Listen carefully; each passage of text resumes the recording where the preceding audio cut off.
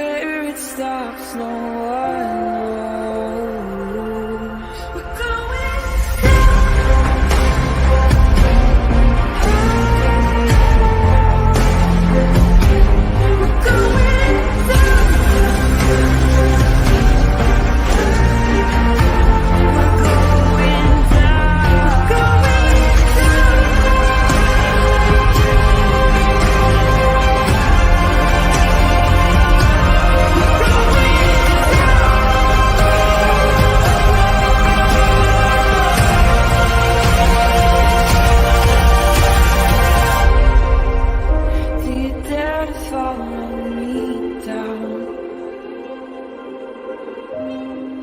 head into the unknown. Na, na, na, na, na, na, na.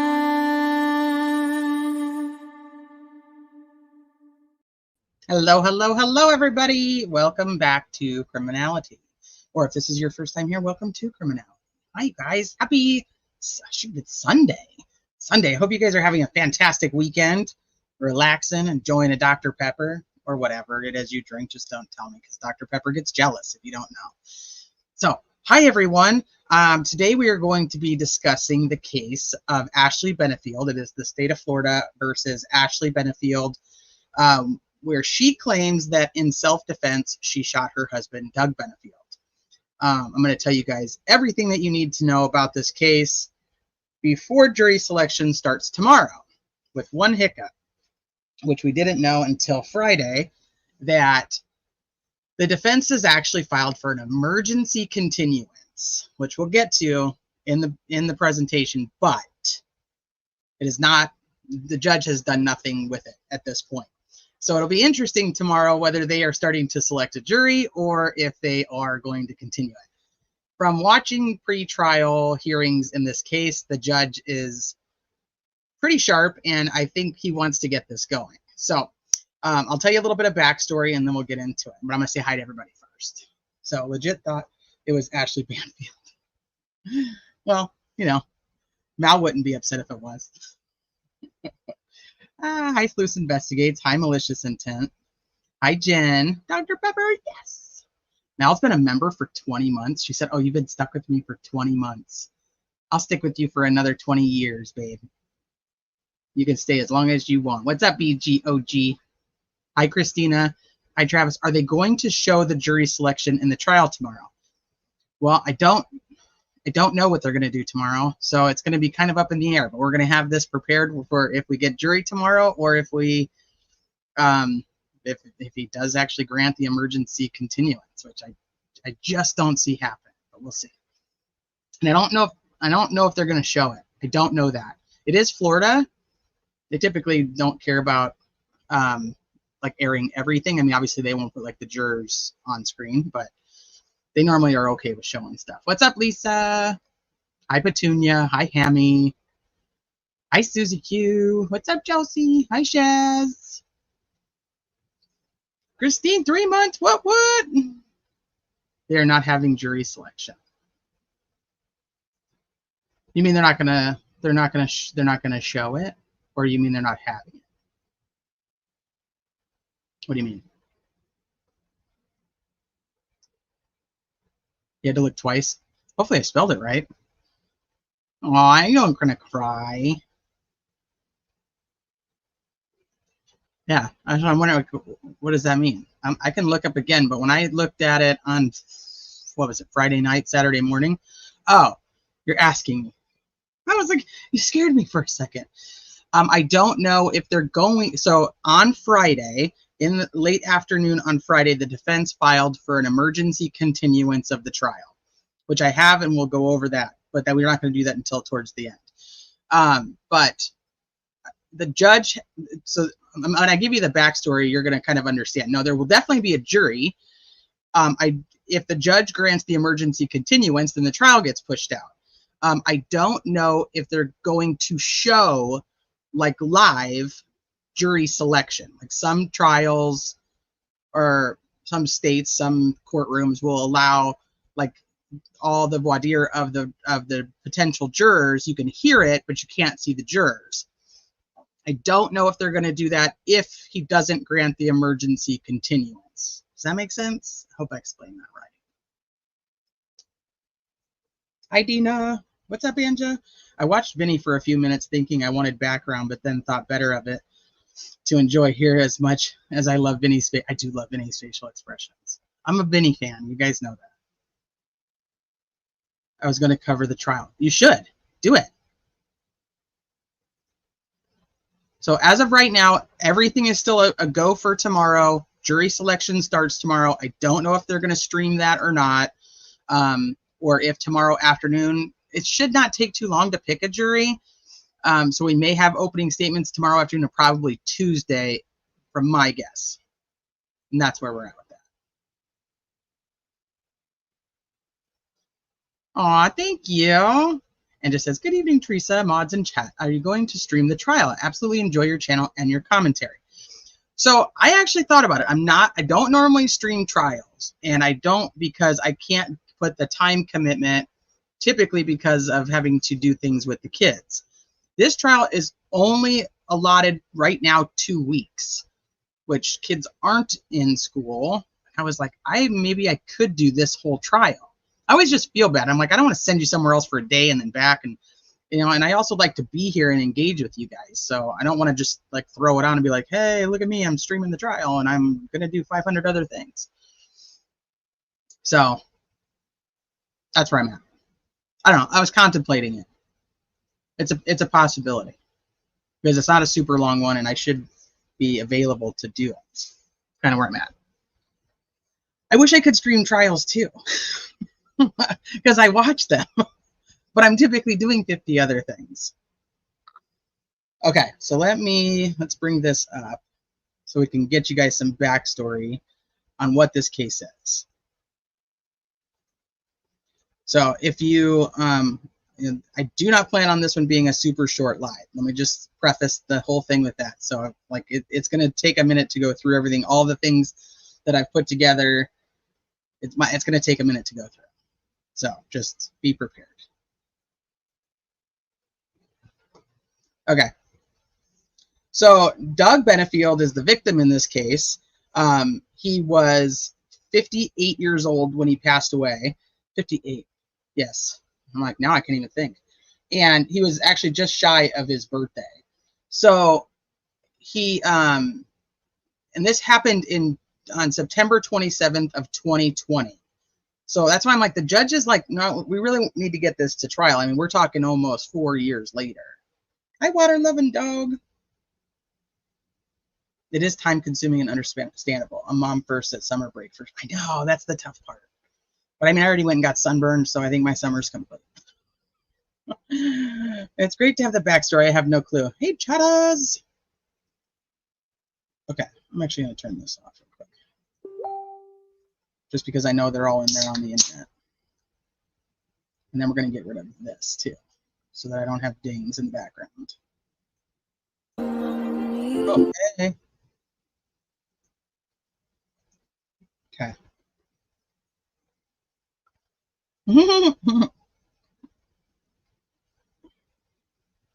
Stream it and find a co-host that could cover for you. That's not a bad idea. That's not a bad idea, Travis. You're such a smart fella.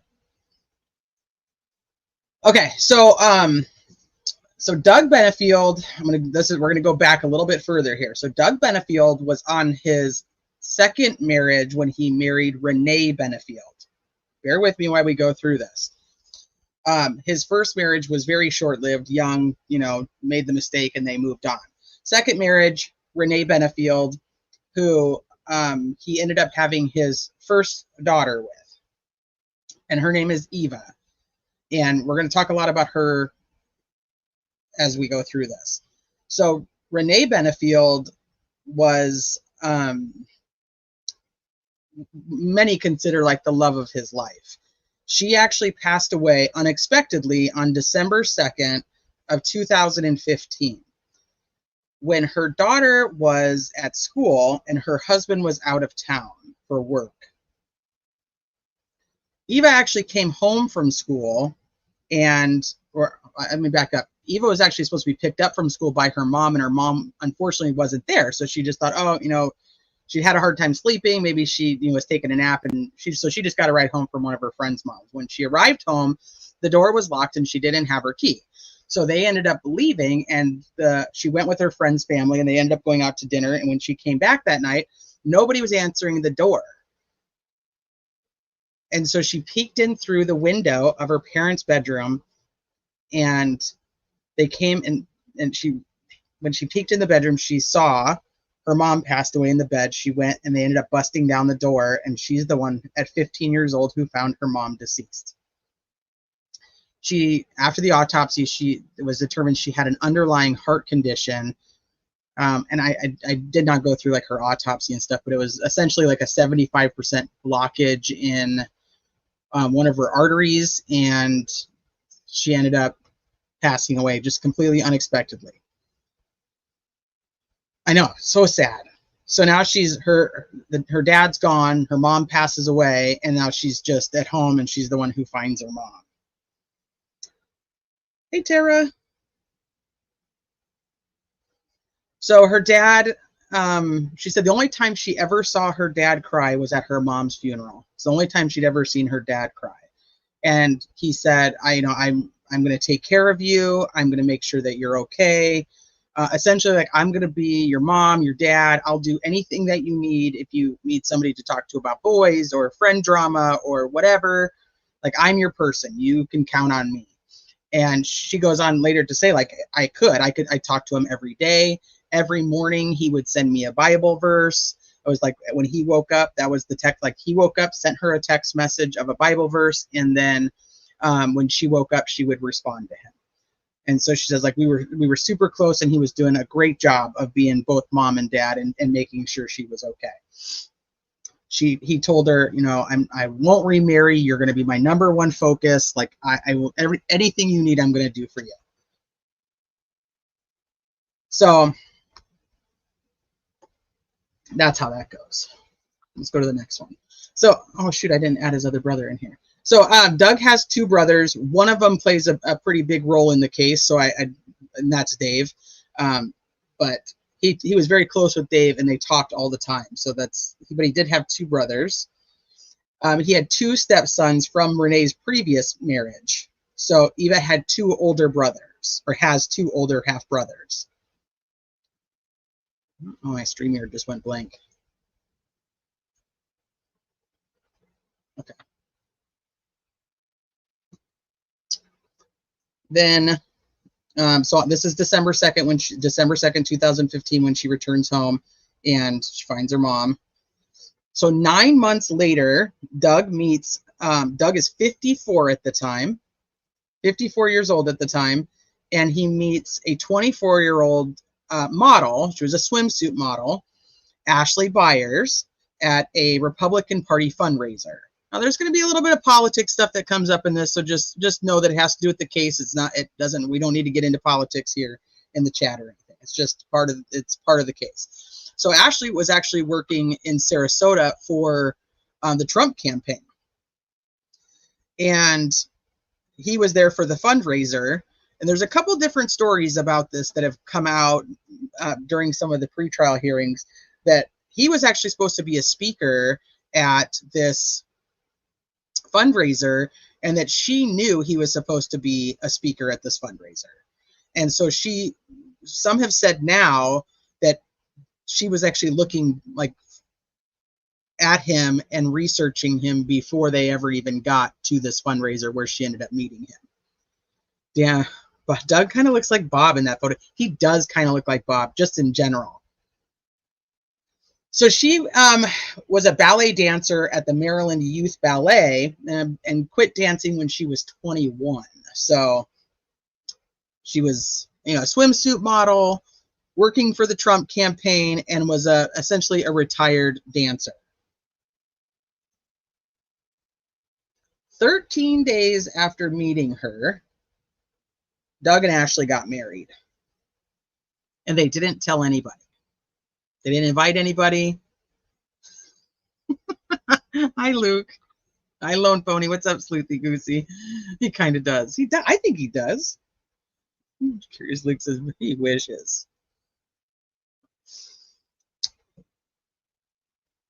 So 13 days after meeting her. Now, let me just tell you, in this 13 days after he met her, he wasn't even with her.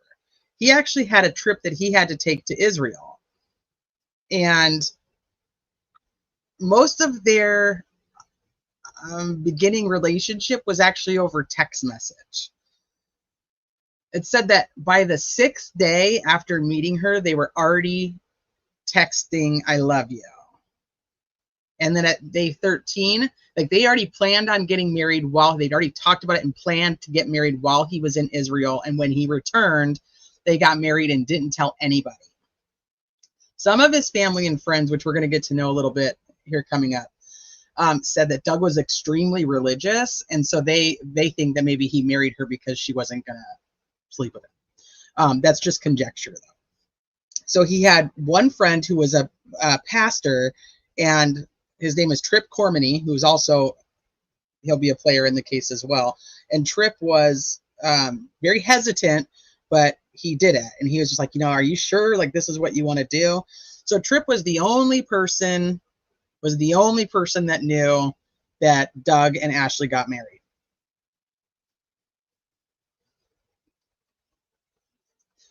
I should tell you guys, though, before we go too far, you know what? I should have done that one first, but that's okay. So Ashley also had been married once before for a couple of years, young, married a Marine. We're going to talk about him in a little bit. So this was her second marriage. This is now Doug's third marriage.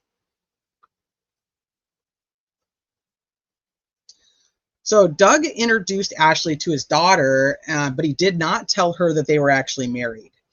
He didn't even tell her he had a girlfriend to begin with. She actually overheard him on a conference call where he said, like somebody said, is your girlfriend or is Ashley, your girlfriend, going to be there? And that's how she found out that he even had a girlfriend. So she's like, you have a girlfriend? And he's like, yeah. She's going to, when we go through her stuff, she'll tell us the days, but I'm going to just kind of tell you, like, so Friday, she hears this conference call. Saturday, he's like, yeah, I want to introduce you. So they meet. And then he introduces her and still doesn't tell her that they're married. And then the next day he's like, come downstairs, like Ashley and I want to talk to you. And she says, like, I knew that the only reason he was going to want to talk to me was because he proposed. But then she sits down and they say, we're actually already married.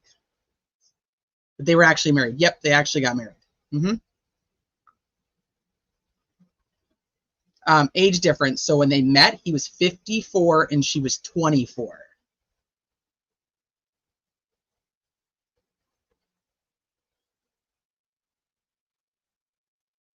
Right. So he tells her, so essentially, so she meets her on Saturday. On Sunday, they're like, we need to talk to you. She thinks he's going to say, he's going to tell her that he proposed, but he actually is telling her that they're already married. But he had promised her, after her mom died 9 months before, that he was not going to remarry. So 15 years old, just lost your mom, and now you have a 24-year-old stepmom. Her half-brothers are actually older than Ashley. So he's telling Eva, like, we want her to be a mother figure to you and, to take that place. And she's like, no, you were doing fine. Like, I told you everything I needed to do. Like, I don't need a mother figure. Hey, Thistle. I don't need a mother figure. I'm good. Like, I don't need this. And so I think anybody knows, like, a 15-year-old just lost her mom, now has this random woman coming in and wants to be a mother figure. Eva was 15 at the time, and Ashley was 24.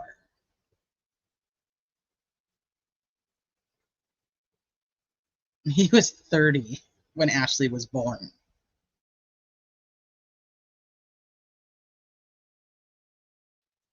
So, I mean, you guys can already, like, the whole beginning of this is just, you're just like, this is red flags. I mean, immediately, like, just right, bing, like, boom, boom, boom. There's so many red flags. It just starts off like, you got to be kidding me. So, okay. So Ashley had quit dancing, but had dreamed of owning her own dance company. So Doug who was like a venture capitalist. He worked in technology. I should have told you guys that earlier when I was actually going through that slide, but he had like government contracts, and he was like an entrepreneur and just a investor and a venturist. And so he'd bought restaurants, he'd had and sold restaurants, he'd bought properties and sold properties. He was a big tech guy. He was retired from the Navy as a pilot. And so she wanted a dance company, so he bought her one. They found an essentially like a defunct dance company called American National Ballet, and then he just bought it for her.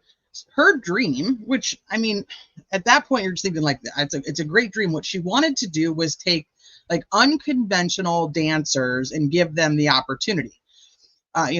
Dancers are required to be like a certain height. You can't be too tall. You can't be too short. You can't be too heavy. You can't be too skinny.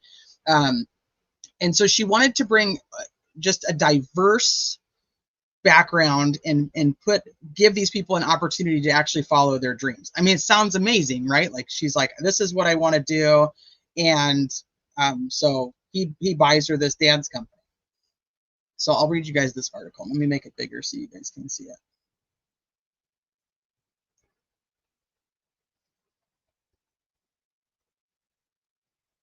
So in the fall of 2017, 4 dozen dancers descended on the small town of Charleston, South Carolina.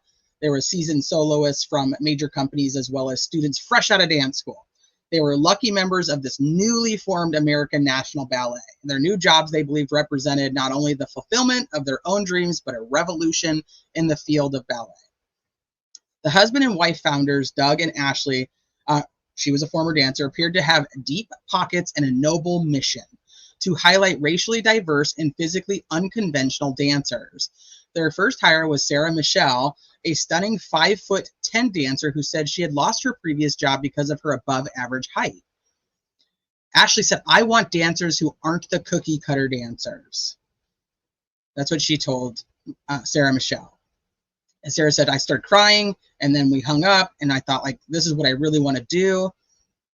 Ashley was 5'9" and said that she had dealt with similar obstacles in her own career, and another recruit was then 20-year-old Hannah, who had the opposite problem and usually fudged her barely 5 feet on her resume.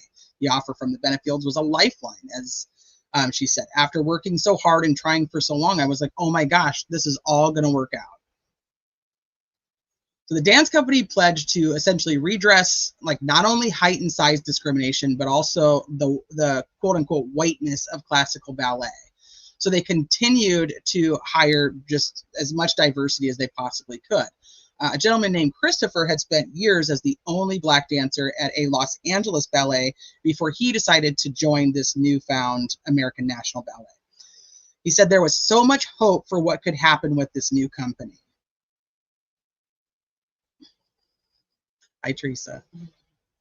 And in the world where even the established companies struggle for funding, the new company seemed to have no shortage of cash because Doug's wealthy. So there is no issue of cash. They're getting their investors and everything is just, beautiful. So I'll leave that part right there for now. So she's going to get her own dance company. Cries, hangs up, baby, buy me the dance company. This is a story as old as time. Well, Doug doesn't know anything about ballet. Doug wasn't interested in ballet. He never went and watched ballet. He didn't know anything about ballet. So he was literally buying this for her. She was the one who was going to have to do it.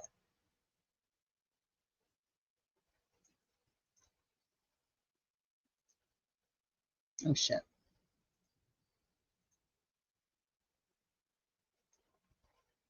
Why are you not wanting to move? Here we go. So Ashley became pregnant in the summer of 2017 as they're buying this company and setting everything up to get all these dancers to come out there. And I think when they were coming in like September, October-ish. They were coming in August, September, October. So she gets pregnant. They think she gets pregnant in July when they talk about it now. They're like, okay, we got pregnant in July. But Doug had a vasectomy. So they had discussed it, and Doug actually went and got his vasectomy reversed because Ashley wanted a baby. I don't blame Doug. Ballet is like golf to me. It's all boring. So they intentionally went and wanted to get pregnant. They didn't know it was going to happen so fast, but this is what they planned. This is what they wanted. Ashley even paid to have his vasectomy reversed. She paid for it. So when Ashley found out that she was pregnant, she was sick all the time. She was just constantly sick. She had terrible morning sickness. Doug traveled a lot for work, and she was like, you know, I don't know what to do. Like, I'm here. I have, you know, I'm by myself. There's nobody here to help me. And she decides that she's going to leave Charleston, South Carolina, and go back to Florida and stay with her mom for the remainder of her pregnancy, because her mom would be there to help her when she wasn't feeling well, and Doug couldn't because he was traveling for work. Hey, Ramblin'. Hi, Crispy Treat. And dang, it worked. Yeah, it worked, like, quick. Like, I think they got it reversed in like March, and she was pregnant by July. Like, super quick. I mean, and that, like, they had just gotten married. I mean, it was like boom, boom, boom. So she goes down to stay with her mom, and now Doug is left to run the entire ballet company that they just bought, get all of these, all of the dancers to come in and start everything from scratch. It was just, and then still do his job where he had to travel and still raise his daughter. So his daughter's still in the house, Terry. She's still living there. Well, we're going to get to that too. So yeah, so he's left to do everything on his own, and he doesn't know anything about ballet. He's like, I don't know. All right, let me see. I should have put this on the other screen. I apologize. I did not.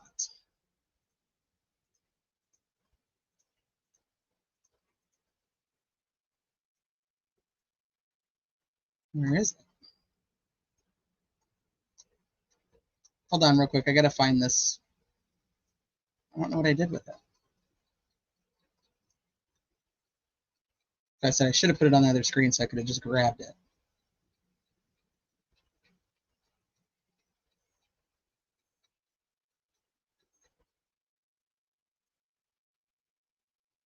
What the heck did I do?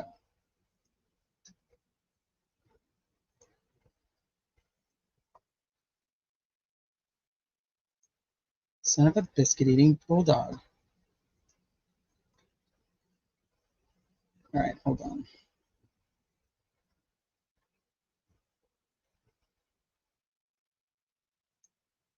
Uno momento. Maybe I did put it on the screen, and now I'm looking on the wrong one.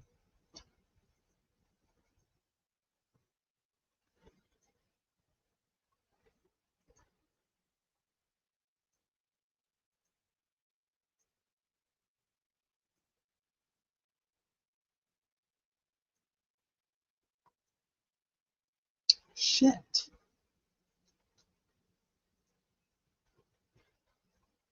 Hold, please. Entertain each other for a hot minute.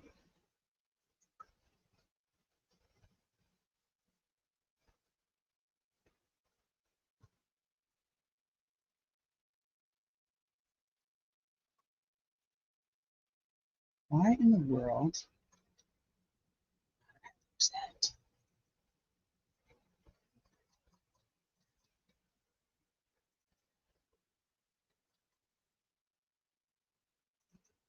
You guys are seeing all kinds of stuff that you're going to see in a minute, but now I can't find the dang thing that I'm supposed to find, and it doesn't have the hyperlink to work. Never fails. Well, something always fails. That's kind of the thing. There it is. Perfect. Okay. Found it. Yeah, talk amongst yourselves for a hot minute.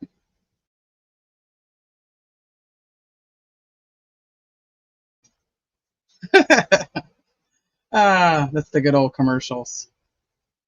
Okay, so she takes like some of her stuff and she goes down in August of 2017 to stay with her mom.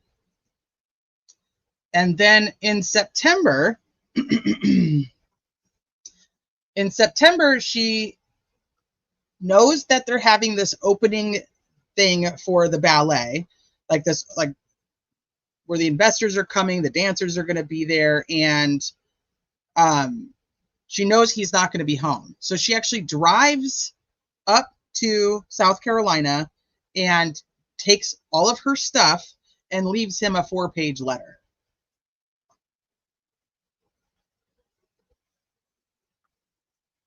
So now we can go to the letter. Now that I have it up and ready to go. So that little snippet is on the thing, but this is the full thing. So it says, Doug, I can honestly tell you that I am completely heartbroken. Please do not be rash. Hear me out and read all the way to the end of this letter. Over this past year, we've had good times, yes, but you have also displayed scary and irrational behavior with sudden bursts of rage and fits of anger, extreme and uncontrollable anger. This has left me constantly stressed to the point of nausea and scared for my safety. I never know what will set you off, and so I always walk on eggshells to try and keep the peace. It is like you are two very different people, and I'm never sure when you lash out and be overtaken with rage. You will scream and cuss at me, even telling me we should get a divorce, that you don't want to see me or touch me again, and that you don't love me. You have put my life in danger multiple times when you had a sudden fit of anger. When driving with me in the car, you've driven erratically, way too fast, broken traffic laws, crossed in front of oncoming traffic, and driven over a curb, through grass, almost hit several trees, and acted like you were going to crash the car. Sometimes you break things, smash drinking glasses on the counter, in the sink, or even in your hands because you were so full of uncontrollable rage. You've thrown and broken things, chairs, cups, books, anything you can get your hands on, even a loaded gun, which left a giant hole in the wall in the kitchen. You have even pointed a loaded gun at your head and then shot a hole in the ceiling in the kitchen. There are holes you have punched in the walls all over the house and even in a door from when you got angry and were yelling in a fit of rage. You use very scary and threatening language that makes me fearful of you and what you might do to me. You even say things to make it sound like I am lucky you punch holes in walls instead of me, because you don't know what I have done or what I am capable of.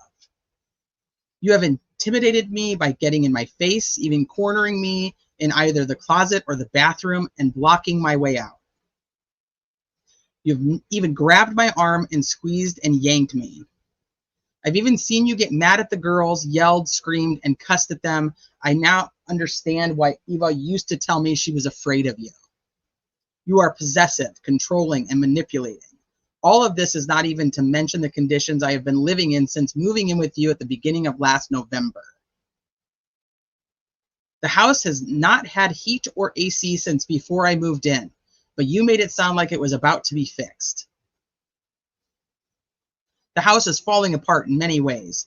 Cracked floor tiles in the bathroom that pinch your feet when you walk, toilets that don't work all the time, and places where the ceiling is literally falling down in giant chunks. There are exposed outlets and wires where I have electrocuted myself. There is black mold on the walls and the ceiling in the kitchen pantry. The sink in the master bathroom was broken for months, so I had no hot water all winter. The electric and water have been turned off because of unpaid bills. We even got a notice in the mail that our house was going into foreclosure. We did not have a working dishwasher for months. The tap water is unsafe to drink and smells and tastes like chemicals, and we know it killed our fish. The water filter broke in the refrigerator, and we have been left without safe drinking water or ice, forcing us to buy bottled water. We have run out multiple times now and been without water for days, even over a week. This has been going on for months. The freezer does not work and leaks all over the wood floor in the kitchen, which now is molding, rotted, and caving in. All these things and more I have overlooked and lived with you now for a year because I love you. But even since finding out I was pregnant, you have continued to display psychotic, irrational, and unsafe behavior that has left me fearful for my life and the safety as well as that of my unborn child. I have come to get what belongs to me. Do not harass or try to follow me, or I will call the police and have a restraining order against you.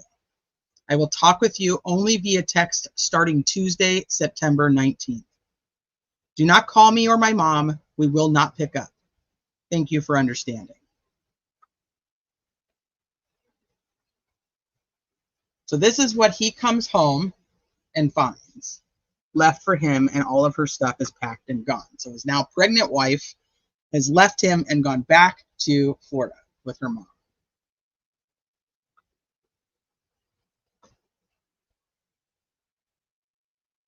Oh, rambling.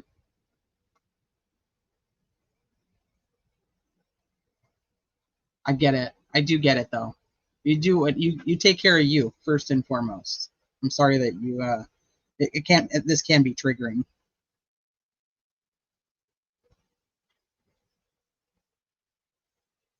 I've had like this from abusive, and I've had letters like this from an abusive and unbalanced partner where they make up things in an acute detail, almost like they're rehearsing a narrative. See, this is and that's two very big sides of what this case actually represents right now. And when we get more into the court stuff, I'll tell you guys why. But it really is. Was she defending herself from somebody who she believed was very abusive? The other side is, did she make all this up in order to have a baby and then raise the baby on her own? So it brings out two very, very different sides.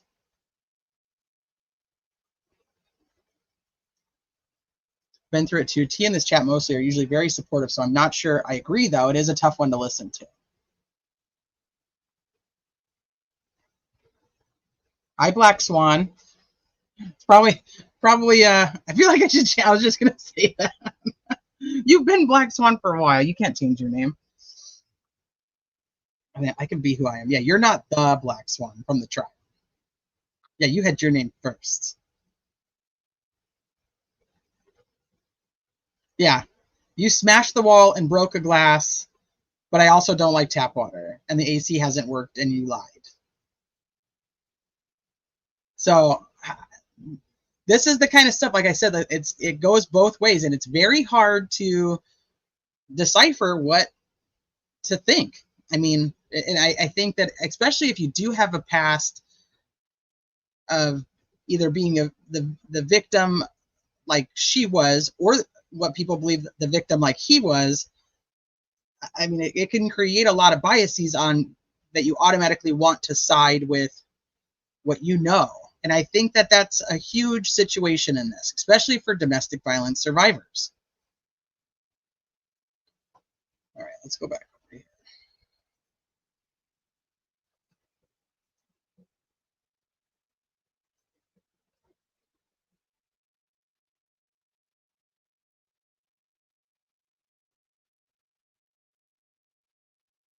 Right. I understand that, rambling.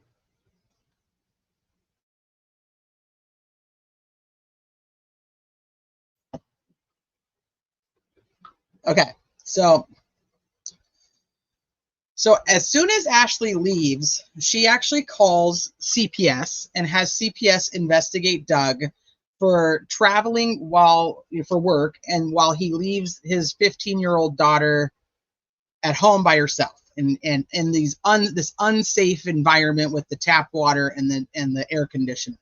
And so CPS now has to get involved, and they say, ultimately there's no, all the claims are unfounded, but she does end up going to stay with her friend for a minute, for I think like 6 months at that time, while everything is kind of being dealt with. But prior to that, so prior to Ashley leaving, this is what she's talking about when she writes that letter. So we're going a little bit further back in time. Prior to being pregnant, Eva had a friend who needed a place to stay, and so Doug let Eva come and stay with them. Or Doug let Eva's friend come and stay with them. So now he's traveling for work. So like I said, we went back in time just a little bit. So we can go back to the story she's now telling, because she never told anybody this. She never reported any of this. This wasn't something that was a big deal to her until she decided to leave after she got pregnant. So like I said, this is all prior to pregnancy, prior to all of that, prior to anything like that. So Eva had this friend that was staying with her, and so Ashley says that during the time that she lived there, there was this domestic violence. And so she goes back to what happened prior to her being pregnant. When she's saying, you threw this, you punched the wall, you shot a gun into the ceiling, and so now she's trying to pursue getting restraining orders against him for domestic violence. She's trying to have CPS come and look at Eva's living conditions, and she's pregnant now and wants to make sure that he can't have anything to do with the daughter, because she's afraid for her and her daughter's safety. She's pregnant with a little girl. So it says, during an argument they were having about Eva, Doug had fired a gun into the ceiling. Well, we find out later that the argument they were having about Eva was because Ashley had gone to read Eva's journal. And in Eva's journal, she talked about how much she did not like Ashley, and how Ashley would try to turn her dad against her, would twist her words and tell her dad that she said things like essentially out of context, that Ashley tried to be her mom, and she didn't want her trying to be her mom. You know, very typical teenage step-parent situation, but now you have a step-parent who's 9 years older than you. And so Ashley had read the journal and got mad that Eva had said these things. So they got into this huge fight. Now, this is why I say that politics comes into a little bit. From the time that we know that they were at a Republican fundraiser party when they met. She worked for Trump's campaign. They're very pro-gun rights, and both of them had concealed carry permits. So they had guns on them a lot of the time that they were together. They had guns on them when they met at the Trump, or I think the first time they met after the Trump fundraiser, or the Republican fundraiser. So they both carried weapons on them quite frequently.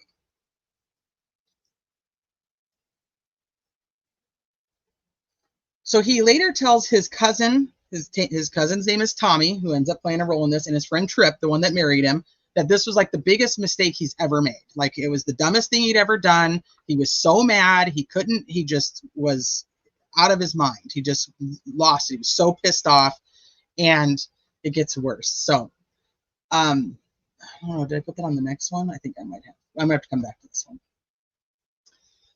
So Doug admits in text messages between him and Ashley that Ashley has released, that he actually was so mad that he punched the dog, Sully. This is Sully. And so in the text messages, he says, "Who got me so mad, Ashley? I told her I told her about the wall. I told her about the gun. I told her that we argued. The common denominator is you. Who the she is, I don't know. Like, who the her is, I don't know." Yeah, you can't get nosy and then get salty about what you read. So he says that when they were in the middle of this fight, he was sitting outside. This is in this text message, but I'm going to tell you the story. He says that the dog jumped up on him and he pushed the dog away. Like, he punched the dog off of his lap. That's kind of what he's trying to say. Like, the dog tried to jump on him at the time. So I know, Tara, I know. That's why I said this is there's two very big camps here on what do you do? So he says, "Who got me so mad, Ashley? I told her about the wall. I told her about the gun. I told her we argued. The common denominator is you. Until you, I have never punched a dog or shot a gun. Look in the mirror, Ashley." And she says, "So you told her then, question mark? You told her, and DSS, you punched the dog?" He said, "I punched the dog because you got me so mad, like you wouldn't stop about Eva. Always Eva. Every argument's about Eva." And she says, "You punched the dog because of Eva? Sounds like you're unstable." And he says, "Wow. Look in the mirror, Ashley."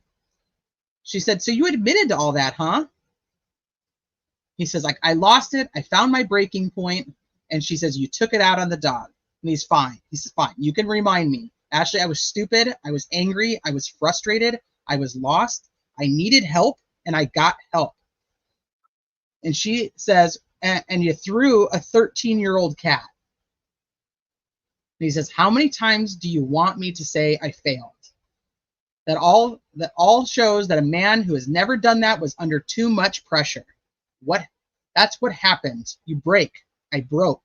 I lost. I know it. I got help.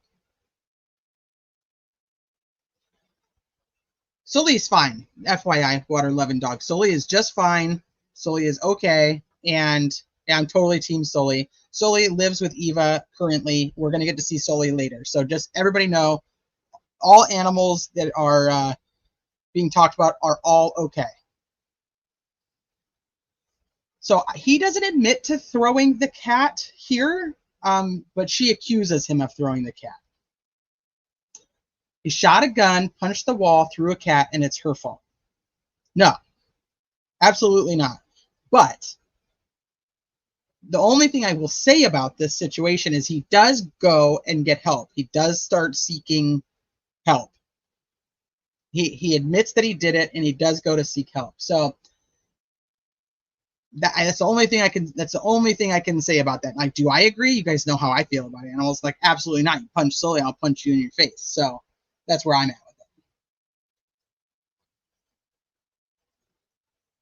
it. Okay, I should have put this on the other one. So let me play this for you guys. So there's more to the story. I have more for you tonight. This is back in July of 20. First time. So she now is, she's telling him like, hey, she's telling the whole world like, hey, he's done all these things that she didn't tell anybody before, but she's now telling them, and that happens. So there, it is what it is. Like, that doesn't mean that it didn't happen, and it doesn't take away that this happened to her. But so during the 2018, which, like I said, the timeline gets kind of skewy only because of the fact that she doesn't say anything for a long time, but I want you guys to hear the story from her, even though this isn't until 2018, and this happened back in the beginning of 2017. But she still gets pregnant, and they buy the ballet company, and then when she's pregnant, she moves. So this isn't until after all of that, until after their kid is born and everything, when now they're going through everything, all the court stuff. So just remember that. I know it's kind of hard to track, but I'm trying to give you guys like the chunk of the information about this situation all in one, even though the timeline's kind of wonky.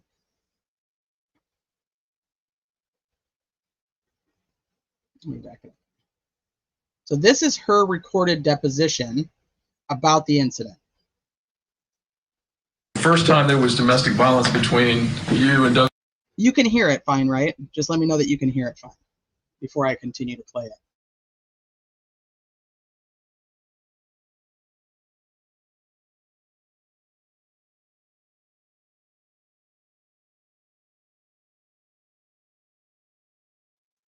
Yep, okay, perfect. Okay. Douglas Benefield was when?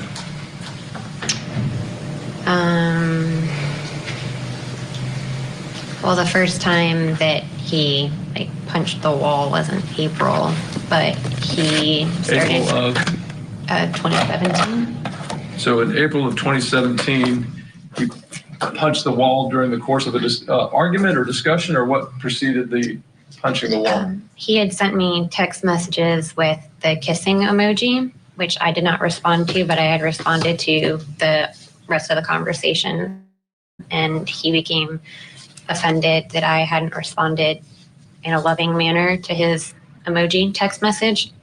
And so he came home from work early, and I was in the bedroom, and he came in, and he immediately became very angry and started accusing me of not loving him, and said that if I had loved him, that I would have responded with a kissing emoji or a heart back, and that he started accusing me of possibly having a relationship with somebody else. So this just proved that he loved me more than I loved him. I, of course, told him that, none of that was true, but he became more and more angry, and he, at one point, he had turned to walk away from me, and he was standing in the opening of the closet, and I was standing right on the outside of the closet, and he turned around and he punched a hole through the wall with his fist. And I was standing on the other side of the wall, and the drywall literally came out and hit me in the face. So how did a gun get involved in this discussion that the two of you were having? I don't remember what exactly triggered that point, but he was sitting at the dining room table, and I believe I was standing to his left, and he pulled the gun out. I believe it was in his boot, and he pulled it out and he started waving it around. It was unholstered at the time, and You're in front of him? I was to the side of him. Okay. So he's waving the gun around in your direction, or? All over, because he was yelling as he was doing it. He was using his hands and holding it, and I started screaming, and I said, "What are you doing? You got to put that down. You're scaring me." And so he actually pulled the trigger, but I do not believe there was a round in the chamber. Hold on a second. When he pulled the trigger, where was the gun pointed? He pointed it at the ceiling. Okay.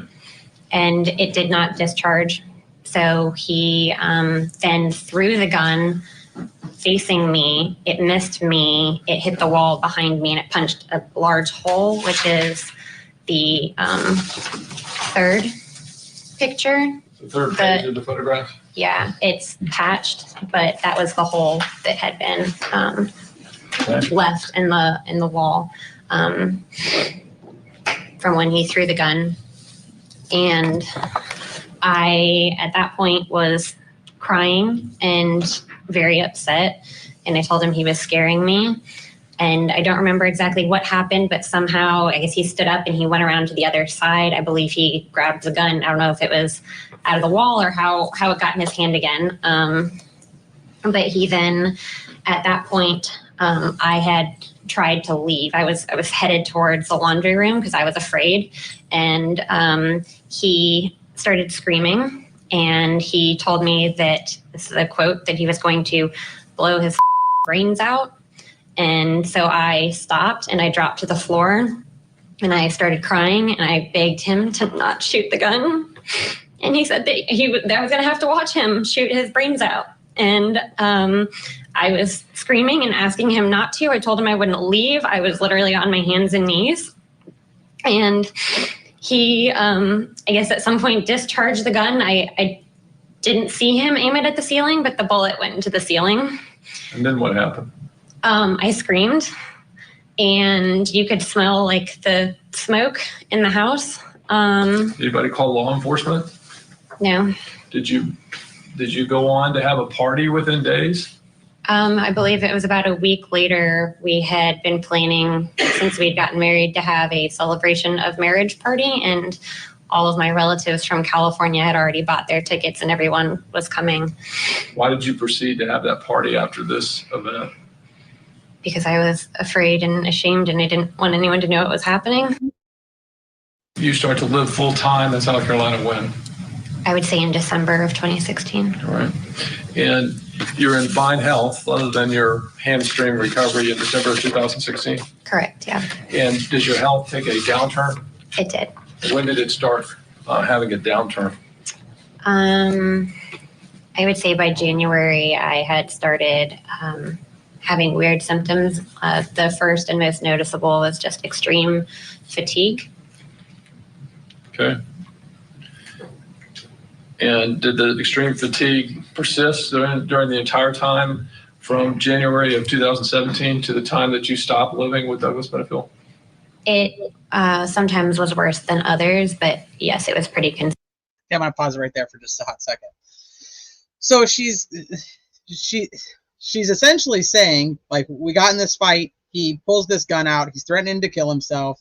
It throws the gun at the wall and puts a hole in the wall. She's crying, doesn't want him to do anything. He does actually end up firing the gun into the ceiling. He admits to doing that. To the part about shooting the hole in the ceiling. There's parts that they don't actually talk about, like in his deposition, but like about the blowing, like he was gonna blow his own brains out, like what she's saying there. It's tough because we know that some of the stuff happened. He admits to hitting the dog. he admits to shooting the gun into the ceiling in his own kitchen. It's very interesting because she just started living there in December.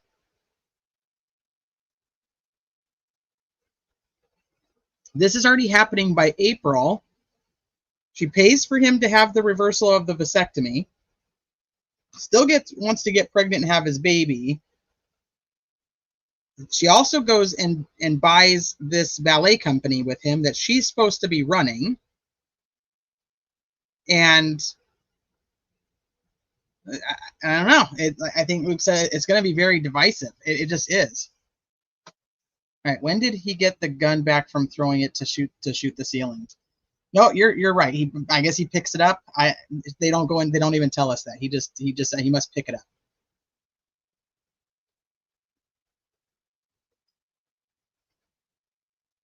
Yes. That's where I'm at. It's going to be reactive abuse is a real thing. I agree with that too. And don't make a decision yet, because if you don't know anything about this case, we're not done. I'm going to tell you there's more statements and more stuff that happens. So if you don't know the other details yet, just know there's more there will be a lot more that happens. A lot more comes out. So I'm going to stop this for just a second, because I think this is where she gets to the next part.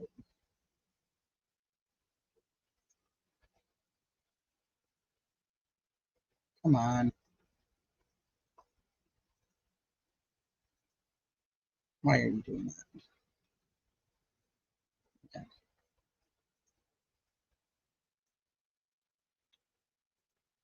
Okay, so we went over that part. So then Ashley says, while during these claims that she's now making, remember we're back kind of in 2017, she's pregnant, and she's saying that Doug, she believes that Doug has been poisoning her with heavy metals, and she is absolutely adamant that she's being poisoned, and her mom, Alicia, I don't know exactly how she pronounces it, but when Eva goes down to see them, they tell Eva that they believe that Doug is the person who killed their mom, that he poisoned her mom. They can malicious intent. Yes, we're going to get there. Absolutely. So they are now her and her mother are trying to convince his daughter that he killed her mom, even though there was a full autopsy done.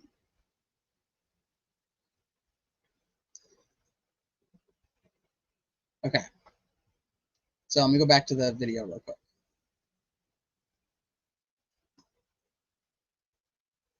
Where did the video go?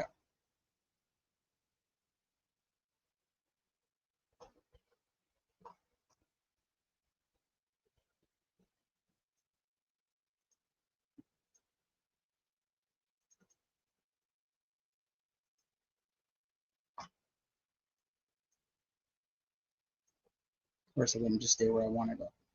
And Other than your hamstring recovery. Consistent from that time. And the day that you fixed that you moved out from his home was when? August 26th, 2017. Of 2017? Yes? Yes. Okay. And in the course of living with Douglas Benefield, would he serve you food or anything that you would ingest into your body? He would. We both enjoyed hot tea frequently. So he had begun a habit of bringing me breakfast in bed. He would also multiple times during the day and a lot of times in the evening when we would go to bed, he would make me a mug of hot tea to go to bed with as well. Okay. Was there ever anything about the tea that he would serve you that caused you concern? Yes, on multiple occasions I told him that it didn't taste right. It was a lot of times very sweet to the point where I was so nauseous. I had gently tried to ask him to not make it so sweet because I like honey in my tea. And so he would put honey in my tea. And he multiple times got very upset and offended. If I didn't finish the tea that he brought me, he would get upset. One time I told him that I didn't feel well and I didn't want to drink it. And he started yelling at me, and he called me an ungrateful and said that I was lucky that I had a husband who would make me hot tea. And that it proved that he loved me, and that if I loved him, that I would have just been thankful. Allegations that she says he was trying to poison me. Yeah. Okay.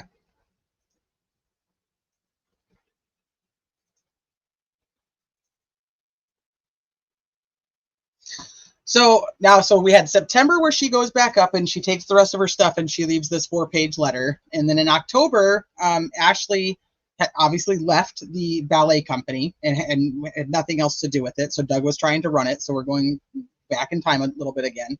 And his investors were falling through. They weren't wanting to partake in this company. Because he had no idea what ballet was. They had like a manager who was there to support Ashley to make sure that she was okay in running everything, and if she needed anything, like, he would help her. He would later say that Ashley had no idea how to run a business, that she had no leadership skills, and she didn't know what she was doing. So the ballet dancers are not getting their equipment that they need. They're not getting their shoes. They're not getting paid. Everything is essentially falling apart at this ballet company because she left and he's trying to do it, doesn't know what he's doing. And now there's no money, no investors. So when the ballet dancers are starting to be like, hey, like, what's going on here? Doug starts going to his own bank account to take out money to give them, like, cash. He's paying them in cash for the job that they're doing because he doesn't have the investors to help do any of this anymore. So in October, they call in the dancers and it's so bad. They call in the dancers and they have them sign NDAs. They're told that when they come in for this big meeting in October that they're going to, that they're going to have like this huge presentation thing that the owners are going to go through with them. They have them sign NDAs because of this information they're about to receive. But in this information that they receive, it's actually that they're being fired. So most of the dancers from this dance company get fired. What city are we in? So it goes back and forth between South Carolina and Florida. So there's a bit of both. So the dance company is out of Charleston, South Carolina. So upon learning of all of this information, Ashley goes on the social media for the ballet company and she says, "This is a note from the founder of the American National Ballet. I want to start by saying that I publicly disavow my support for American National Ballet and its leadership. I have been on personal leave and out of state since the end of August and heard secondhand about the devastation that took place on October 23rd, which is when they got fired. As the founder, I am completely devastated by what has been done and the way it was done. The new leadership has destroyed all that we worked so hard to build, and I cannot stand behind them or their actions. American National Ballet was created to be different from any other company and was supposed to set a new standard in how it treated its dancers. Everyone involved should be ashamed of themselves or how this was handled. My heart goes out to all those affected by the recent changes. Each and every dancer brought on possesses amazing talent and potential. The original group assembled was truly diverse in every way, and this is a huge loss for America and for art lovers around the world. As I am no longer associated with this organization in any way, please feel free to share your concerns with American National Ballet's leadership. Sincerely, Ashley Benefield." Hi, ATS. So she goes on. She's literally been removed. She left and told him in September she wanted nothing to do with him. She's had nothing to do with the dance company, and there's nobody to take care of it. It was bought for her to take care of, and she left it. So for me, it's like she's saying, like, I disavow what happened, but she's the one who just walked away. Like, I've been on leave. You bought a dance company. You don't get to just go on a leave. Like, it's just starting. It's brand new.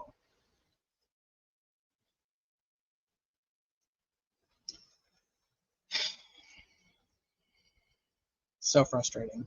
I feel so bad for those dancers. Some of them moved to be a part of this new diverse dance company, and they were just left high and dry. So now going into 2018, a few weeks before her due date, she checked herself into the hospital. This is in March of 2018. She checks herself into the hospital to have them test her for poisoning. She tells them that she was being poisoned, that she thinks her daughter's been poisoned with heavy metals, and wants to be checked. Mind you, this is March of the following year. She left in September of 2017. We're now in March of 2018. So the doctors decide, one, that they're going to check her into the hospital under her middle name, which was Christina. So she goes into the hospital. She's as Christina. That's who they check her in as, because they think this is some type of domestic violence situation, and she's filing all these domestic violence charges against him. So it makes sense, right? So the doctors delivered the baby 3 weeks premature via a C-section to make sure that the baby got the care that it needed in case the baby had been poisoned, and that in case Ashley had been poisoned. Doug doesn't know anything about the baby being delivered. Nobody tells him. She does not put his name on the birth certificate. Nothing. Does not want him around. But because she thinks that they are poisoned with these heavy metals, she enrolls her and her daughter, and their daughter, Emerson, into a program where they go for 26 consecutive days, and they stay in, it's a total of 40 hours over these 26 days, in a hyperbaric chamber to rid their bodies of this heavy metal poisoning that they believe that they had. Or she believes that they had, because she thinks that he was giving her this heavy metal in her teeth. So she puts her and her brand new baby that was born 3 weeks early in a hyperbaric chamber for a total of 40 hours over 26 days.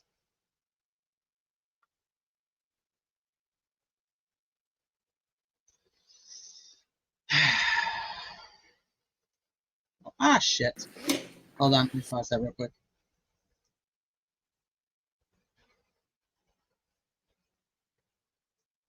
Okay, so now, once again, we're going to kind of jump ahead a little bit, because the information obviously doesn't come out until later, but we have the benefit of having so much info now that obviously they didn't have at that time. His family attorney, so his family law attorney, Doug's, ends up testifying at one of the hearings for this second-degree murder trial. So we're going to go back in time a little bit to where we get to hear more what happened with the family court stuff. So this is his attorney, his family attorney. Her name is Stephanie, and she takes the stand in one of the hearings, and they are talking about what happened in family court.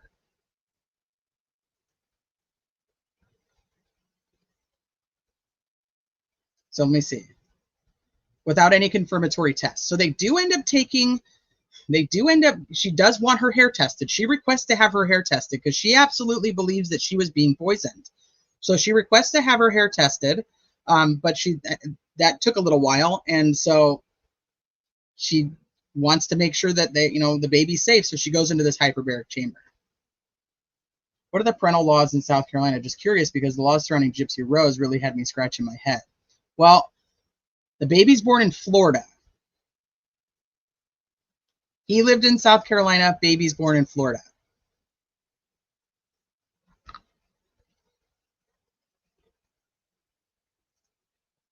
So we were talking about the end of the hearing on September 17th, 2020, where Judge Moreland made a oral order. Correct. She made an oral ruling at the conclusion. So I just listened to the date. So September 17th, 2020. Conclusion of the hearing. And was the defendant present to hear this ruling? Yes. She was in court then? Yes. All right. I'm going to show you State's Exhibit number 1. Do you recognize that?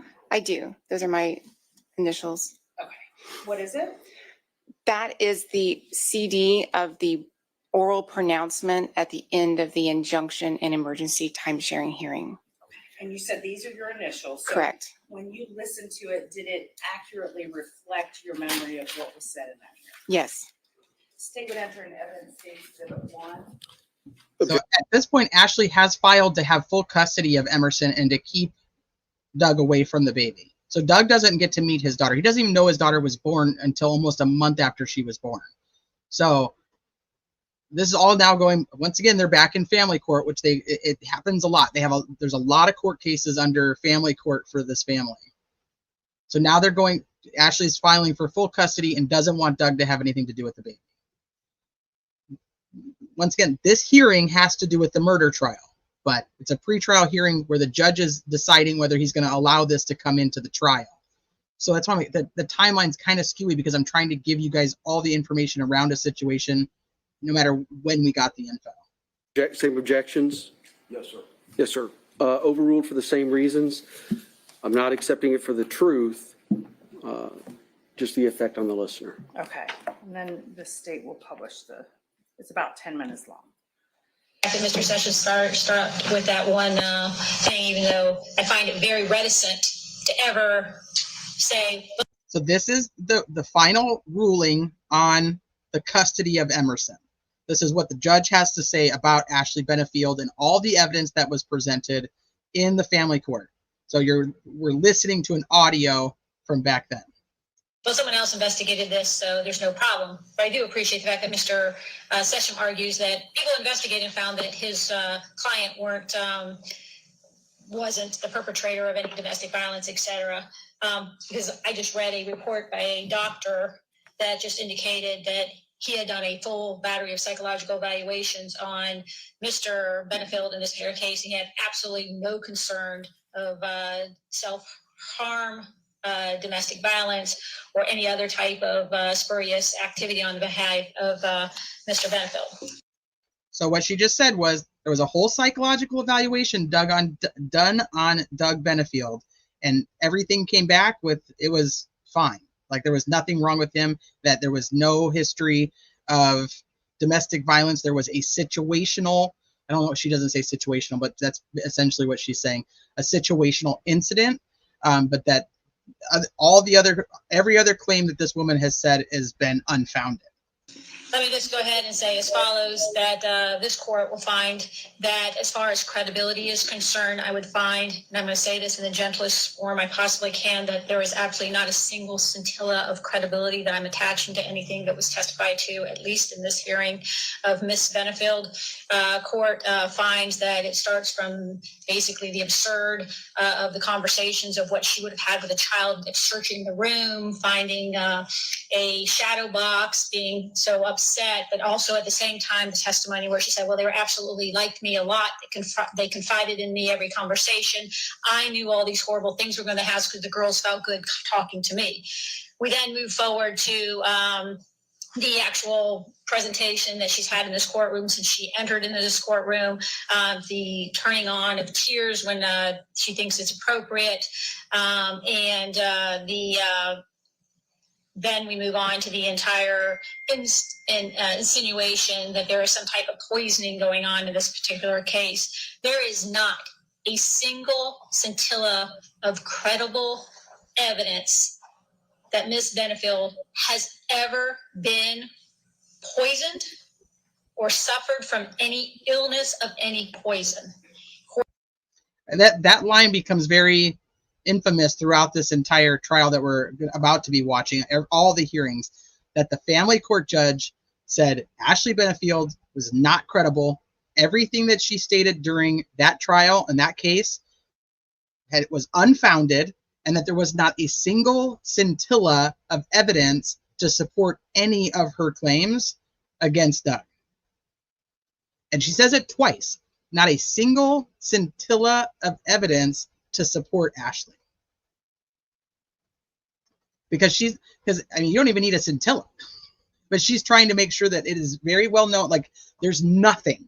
It's not like it's a little bit, it could go either way. The judge wants to make it very clear that there is nothing that was credible about what Ashley said during this hearing, this family court hearing. Court finds that Dr. Hilliard's testimony was suspect. I don't think that the court finds that he reviewed one record appropriately. And in comparison to Dr. Sawyer, I think his testimony, in a word, was bunk. I do find that Dr. Sawyer borderline. The only reason from watching this, obviously I don't know, we haven't got to hear directly too much from the psychologist who did the evaluation, and they actually do multiple evaluations. We just haven't got there yet. But the only thing I can come up with is because it's a particular situation that he literally admits to, doesn't fight, and goes to get help on how he even got to that point.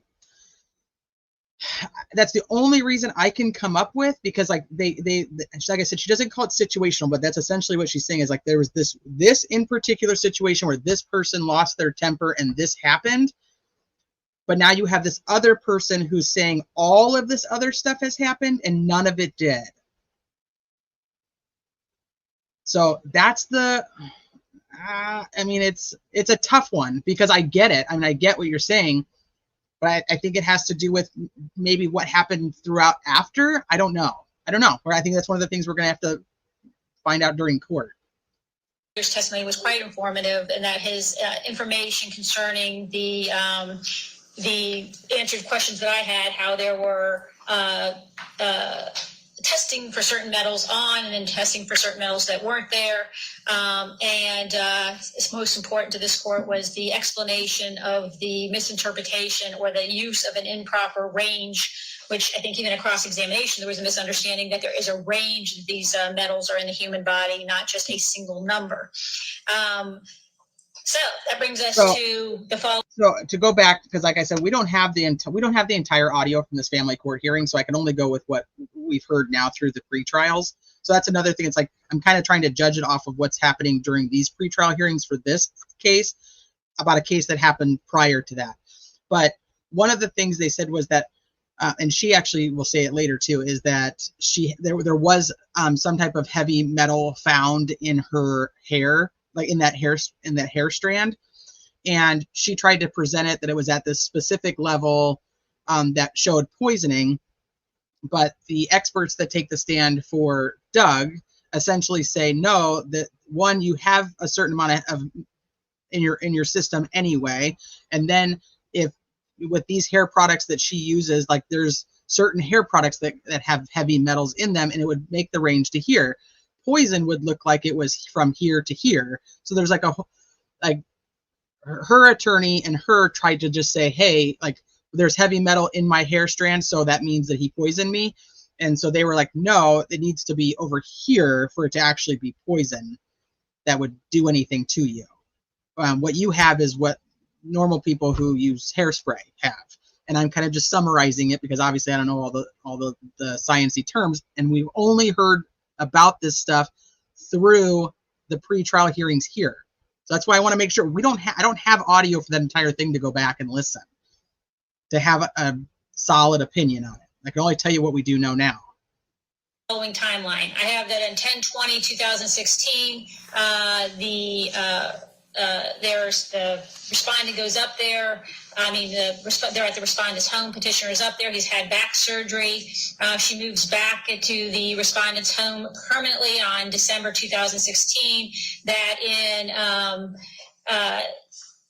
about January 2017 through, I'm going to say 5/8/2017, there appears to be a marriage in which there are arguments. But there is still a very committed relationship to the point where they're talking about having a reversal of vasectomy to have a child. Then on 5/8/2017, the clear evidence is that there is the vasectomy alteration or reversal, and that from that point they begin to pursue having a child. The court will find there is one incident of alleged domestic violence, and I got to tell you, it is de minimis, even though it's huge. How it was executed, the shot into the ceiling, court is going to find that at no time was the shot by Mr. Benefield at or in the direction of Miss Benefield.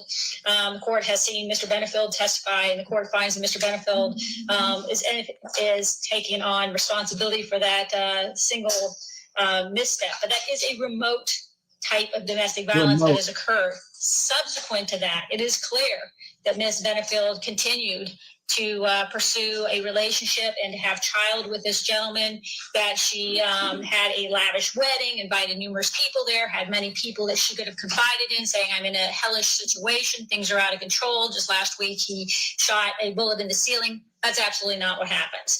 And said she goes through with this lavish wedding. She goes on developing a ballet with This lavish wedding that she's referring to is this, I don't know what Ashley refers to it as, like a celebration of marriage, but they did this wedding in front of all their friends and family. They were already married, but I guess they're renewing their vows at that point, but they're having this ceremony of marriage, I think is what she refers to. Like, I don't know. It's like to do it in front of the family, essentially. So that's what she's discussing, about all the family coming out. You heard Ashley talk about that in the deposition, where she's like, they're asking her, like, why didn't you tell anybody? Why didn't you tell these people not to come? And she's like, well, I was scared. It's okay, Lone Pony. I get it. I know. It's tough. That's why I know it's tough. Thank you for coming in. I know. Some people, it's not gonna be easy for some people. So, but I appreciate you, Lone Pony, always. So go take care of you always, first and foremost. With her husband at that time, posing in magazines, portraying to everybody in the world that this is a very happy marriage, that we're going to start this national ballet at a significant cost, both emotionally, physically, and financially to the parties.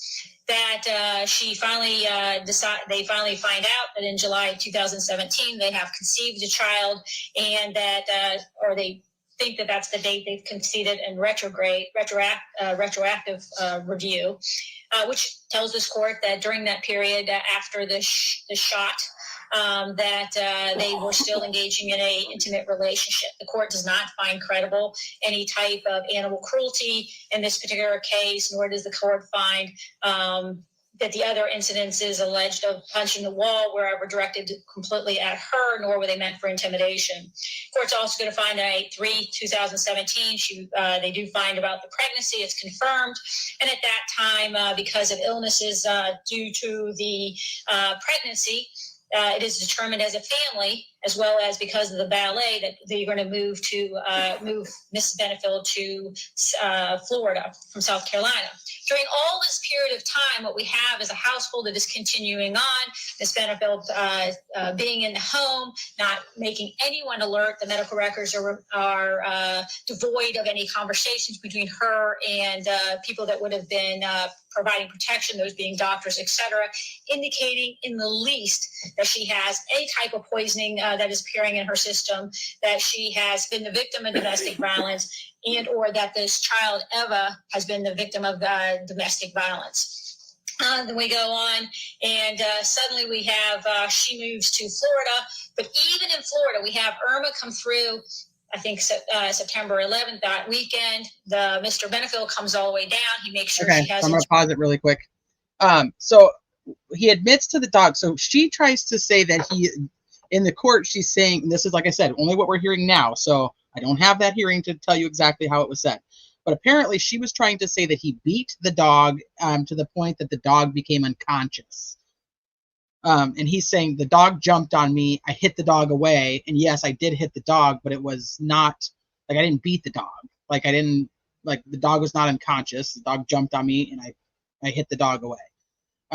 But so that's like this is where the tough part comes in, because there's something that he admits that's true. So is he minimizing what happened, or is she exaggerating what happened, or are they both? You know what it's so hard to tell, but I think because he openly admits it, and because this is the only thing I can come up with, you guys, I'm telling you, is because he has gone to get help and he admits that this is what happened during this time frame. This is exactly what I did. I don't. That's the only reason I can come up with it. They're like, this isn't. It's a remote issue. It's a situational domestic violence that occurred at one specific time and has not, there's no continuation of it. It's a toxic relationship, Chelsea, absolutely. We're not even done yet. Generator if she needs for the storm. Oh, so that was the other part. So she's talking now.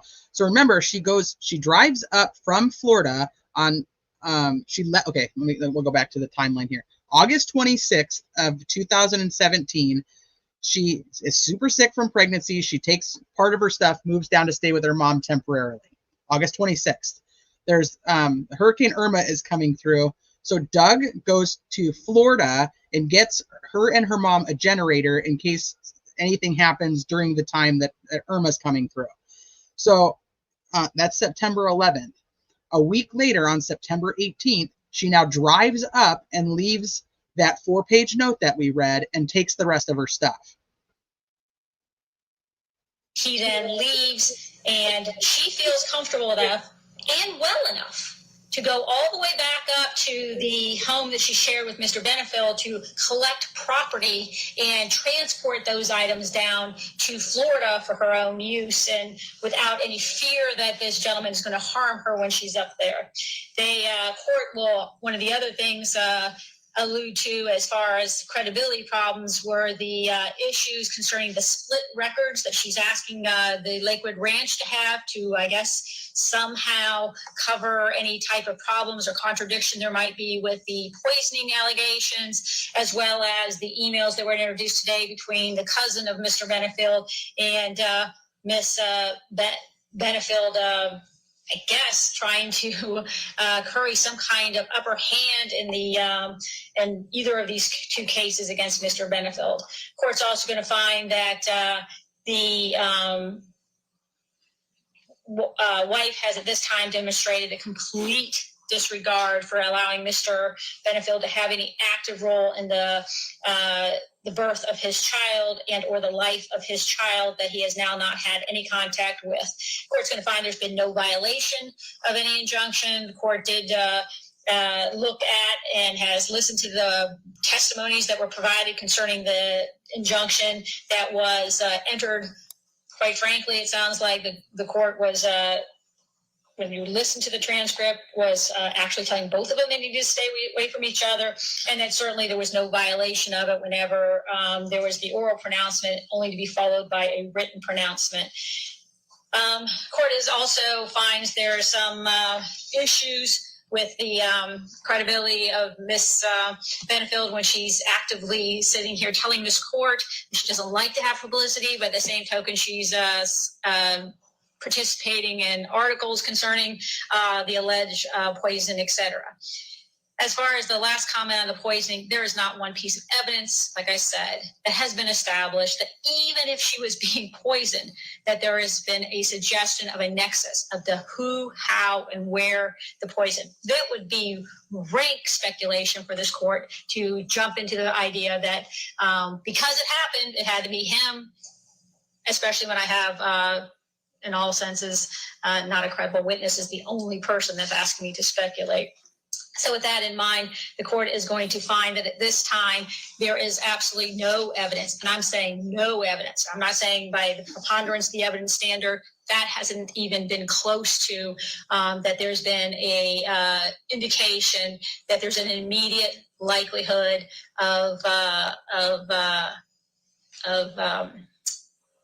domestic violence. There's only the one remote incident.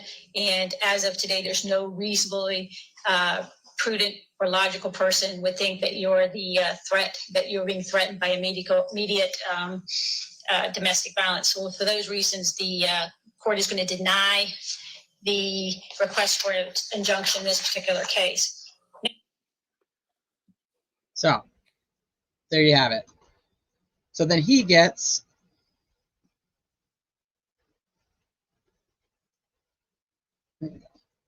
why does it do that? I don't want it to do that.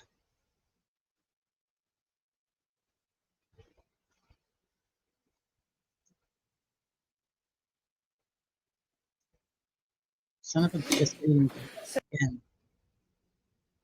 Let's get out of this.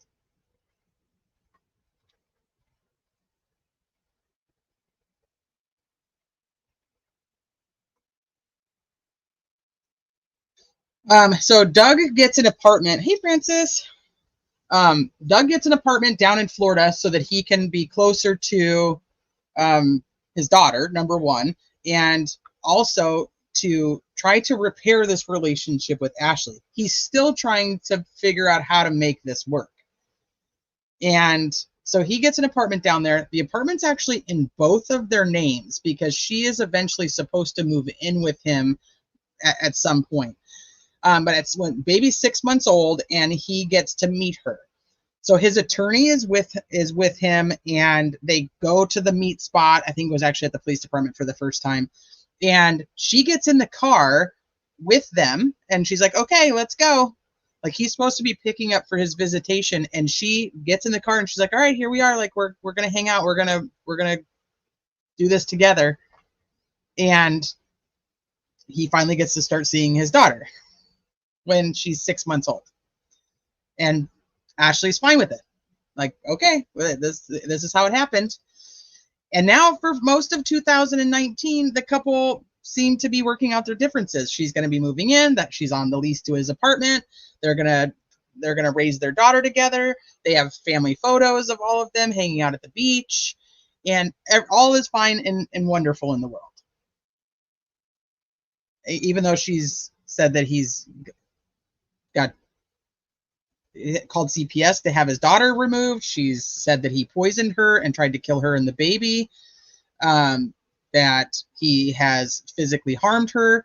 There's another situation I didn't put in here, but one of the other things in family court, and this is why it's tough, because apparently she tried to say at one point that he was holding her captive, but that the time frame she said that she was being held captive, he was actually in South Carolina and not in Florida. I think that's one of the things you're hearing, like, from the judge, is like, there's so much that you claimed has happened, because I'm only telling you guys a bit of the family stuff. There's so much with the family stuff for such a short-lived relationship. It's tough. So now, so 2019, for most of 2019, they're back together. Everything seems wonderful, and they're getting along just fine. So in August of 2019, Ashley shows up to Doug's apartment because she's still not moved in yet, and to drop off their daughter, and she's wearing an engagement ring. Not Doug's engagement ring. 20 months, Mrs. Troy. What's up? You and malicious intent.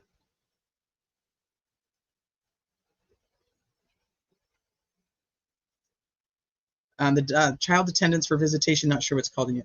No, because he didn't see the baby until it was done. It was all said and done. Like, the court was done. She wasn't letting him see the baby.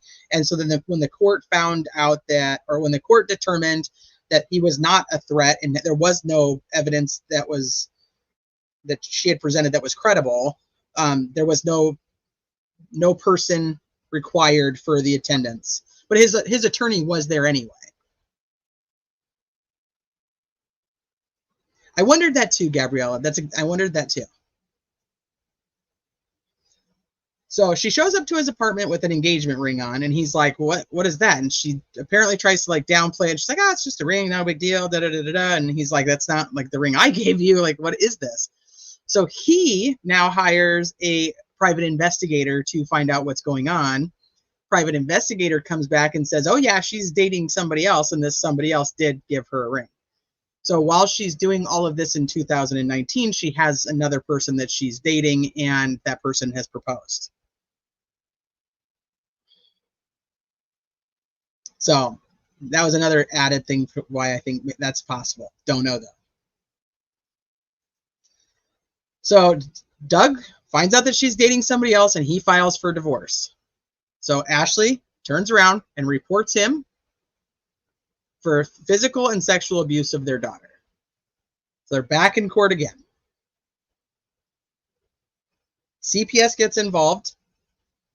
These are some of the pictures that she says are things that happened, because now, she can't come with because he's filed for divorce, but he still gets to have visitation, which she's not okay with. She doesn't want him having visitation. And so she's now back at court again, trying to get full custody, saying that he is physically and sexually abusing their daughter. And these are some of the exhibits that she uses.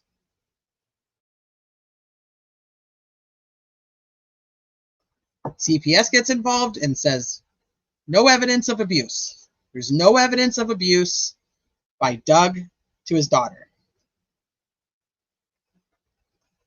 ATS, are you still in here or no? Did you pop out? ATS, if you're in here, I thought of, well, not of you, but like of our old case with these pictures. It's an escalating shopping list of abuse options. It continues as it was just there's no AC, so his daughter at 15 shouldn't be left alone, to now there's we don't know that, Clyde. We don't know, but CPS says it wasn't him.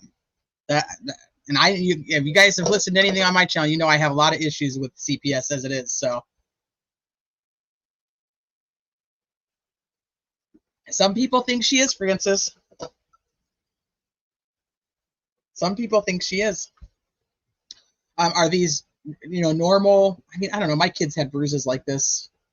They'd fall down, especially when they're walking. She's, not even 2. She's just learned to. I think she's like a year and a half at this time of the pictures. And I mean, fall down, bump your face. I mean, this one's tough because there's so much context missing. Not to get too personal, but so Jeremy, which is my tiny human, who's almost 8 now, when he was 1.5, we were at a water park, and his cousin, who was only a couple years older than him, was like pushing him from behind, not like hard, but like, come on, baby, like, let's go, baby. And it was on a slope, and so he ended up going face first into the ground and busted his 2 front teeth. Well, it was actually one of the front teeth and the one right next to it. So it's tough because I also don't want to say that something didn't happen to the baby, but toddlers that are learning to walk, I mean, if you guys have kids, it's a forever battle of trying to make sure they stay upright. Hi, 1960. Rhett ran headfirst into the wall the other day, got right up and kept playing. Kids that age, sometimes they're just crazy. They do bounce, but I also don't want to say like, oh, just because there's a bruise, that means like the baby just got hurt. There's so much context that is, I don't know. It's tough. No, not all bruises at the same time. Not always at the same time.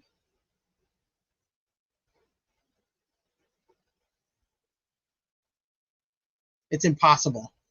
That's why it's a narrative, but I mean, I can tell you that they would have been able to find if she had been sexually abused, if it was any type of, I don't want to go too far into that, but you understand what I'm saying. They would have been able to see that. Now, other obviously outer stuff, maybe not, but anything internal, they would know. My son thought it was fun to ride his tricycle down 2 flights of stairs. Yeah, and boys are sometimes crazy, but I don't know. My daughter was kind of crazy too. So, okay, so this is where that one goes. It's another one of those, Francis, you don't talk about your wife like that. She does not. So Ashley tells the court that Doug is following her, that she sees him driving behind her, and that he's put a tracking device on her car. She says that he's admitted to putting a tracking device on her car. So this is the police report. It says that the officer met with Ashley Benefield to receive the summary. Ashley's documenting the fact that her estranged husband admitted in a text message that he placed a tracking device on her vehicle in the past. Ashley has observed her husband driving behind her vehicle on multiple occasions in the past, which concerns her. Ashley wants this information documented due to the couple's long history of disturbances and child custody incidences. According to Ashley, she brought her vehicle to a local auto dealer, but a tracker could not be found. Due to the fact a tracking device was never observed on the vehicle, an information report was completed. Ashley was also advised she could add information to the report at any time. So she says that he told her in a text message that he put a tracker on her car, but nobody ever found evidence of a tracker on her car. So there we go. Oh, hold on.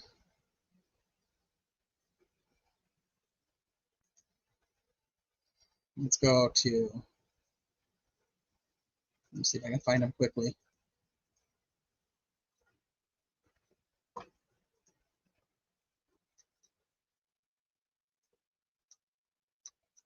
Now I like scrolled through all these looking for that other thing. I screwed up all my stuff.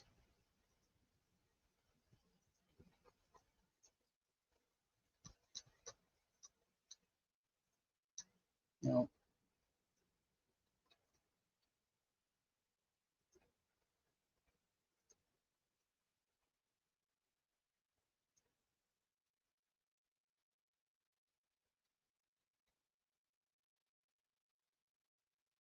Here it is. Okay.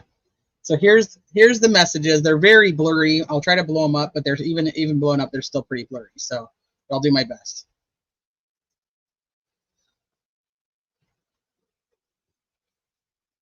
So it says, Dear Ashley, here is a proposal to please consider.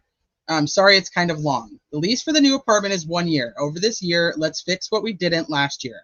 All the way from finances to things that we should have discussed together. Let our guards down.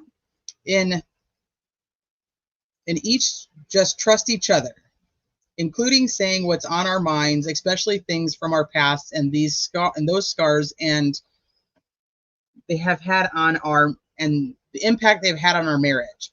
I believe this last year we were tainted by what was still fresh feeling and emotions. We jumped from court and serious allegations to dating again and immediately into leasing an apartment together. Totally flawed expectations. Just as we lock onto too much of getting married, it's like I said, it's very blurry. 100% quickly or too quickly, both married, we moved too quickly, both pretending everything was okay. I will promise you going forward, I won't do anything stupid, embarrassing, and insulting like I did with Waterworks or back early in the year when I put Eva's tracker on your car. And I ask you to let's deal with those murder and poisoning accusations. If you want another autopsy, then we will do that. I'm okay with that. Because remember, at this point, she's telling Eva that he tried to kill her mom, that he poisoned her. Whatever you need to do over the next year to fix and this broken trust, just tell me and I will do it. So he's like saying, I'll let you, like, we'll exhume Eva's mom to do another autopsy to prove to you that I didn't poison her. The fundamental thing for me is I believe in you. Even in middle of the accusations, regardless of how they started, I know in my heart you are not only a good and godly woman, you are an extremely intelligent human. I tell everyone I believe you are a genius. I simply believe in you. You said one day you shut down being together, that I had an obsession with you. Ashley, I have just simply never stopped being in love with you, even in middle of court stuff. My fundamental belief of who you are didn't give up. It is not even as much your looks, but even more your personality and your creativity. Most people would hope their spouses were that in love. But if you need me, something me so out while you figure things out, that's fine, because I believe in you in so many ways and never stopped. I believe we can fix our marriage. Something about testimony. Or we can turn our marriage into a testimony. I will never let go of our marriage and can't stop you from letting go of the marriage, and I can't change your mind about beliefs you have. These are your choices. I just humbly and lovingly ask you to consider longingly and to or forgiving. See, it's so blurry. And forgiving and to work to figure and forgiving and to work together to embrace the good things we had experienced and together learn from the not good things. And this year build each other up and ultimately build something here, whatever you want to build. If you want a career in anything, I am 1,000% behind you. My heart's desire is you to be fulfilled in every way. Together, build a happy home for us and our amazing daughter. I ask this with humbled something. Sincerely, Doug. And then she says something, I don't want to have this discussion right now. We will see you tomorrow. I can't tell what all of it says.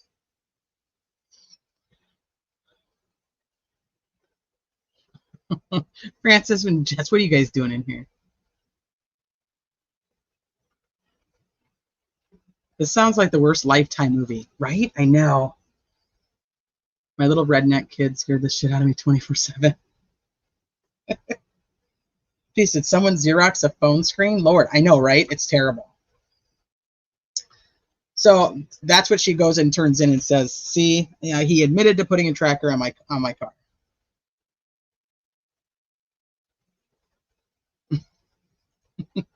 Right back at you. This case is very hard for me. 40 years ago, I was in a DV relationship. It may give me insight, but old wounds run deep. I did, Jess. I told him to not do anything to you and leave his poor wife alone. Yeah, that was tough, Kaleidohope. I don't know. It was kind of a mess. I mean, it's a good thing that I'd already tried to read it before, so I kind of remembered some of what I'd already done. But yeah, so yeah, it's kind of a mess. So now after these messages, they get back together. They get back together again in the summer of 2020. And they decide that they're going to start new. They're going to start fresh. She's going to do exactly what he asked, and they're going to start over and spend the next year trying to work out everything. And they're going to move to Maryland. So remember, she's from Maryland. It's where she had gone to school. So not only Doug gets a new job up there, has a whole place that he's going to, a whole thing he's going to be working on. He's going to move Ashley. He's going to move their daughter. And he's going to move Ashley's mom, Alicia. And they're going to move to Maryland.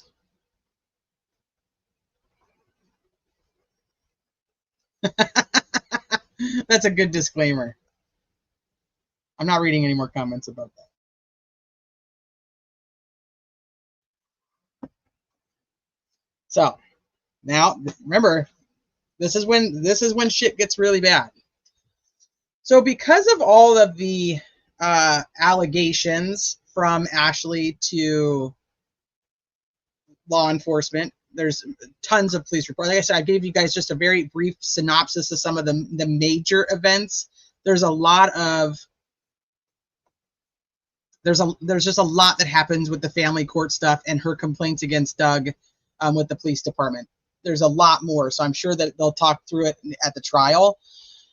But I just tried to give you guys the big ones. Sane. What's a copy machine? So here they go. They're gonna pack up the house and they're gonna move. So September 27th of 2020. This is the second day that they're packing. Packing up this U-Haul that Doug and Ashley had gone to get together. They're packing up all of her mom's stuff, all of her stuff. They're packing up everything, packing up the whole house, and they're moving up to Maryland. This is a Sunday evening. They're supposed to be leaving Monday morning to go drive up to Maryland. So he comes over to get like the last of the stuff and put it into the U-Haul. And Ashley's mom this is around 6:30-ish, 6:30 at night. Ashley's mom took Emerson to a park nearby. So they had walked to a park nearby, so they were not home. And he's loading up the last of the boxes into the U-Haul that they'd rented to move to Maryland. While doing so, it is alleged that Ashley shot at Doug 4 times with a .45 caliber handgun. She struck him twice, and 2 bullets missed. After shooting him, Ashley ran to the neighbor's house with the gun still in hand and tells the neighbor, I was fighting with my husband. I shot him. He came at me, and I had to shoot him. It was self-defense. And the neighbor calls 911. It's actually the second neighbor that calls because somebody had heard the gunshots and they had called. So there's 2 separate 911 calls. I just want to leave if the conditions were so bad. Sorry, I'm behind. Hi, everyone. Hi, True Crime for You. It's tough because some believe that she continued to stay because the court kept giving him custody of or visitation to the daughter, and she didn't trust him to not harm her or the daughter, so she continued to stay to protect her daughter. Others believe that she was manipulative and that she suffered from some type of mental illness where she thought some of this stuff could possibly be true, that he was poisoning her, and it was never proven.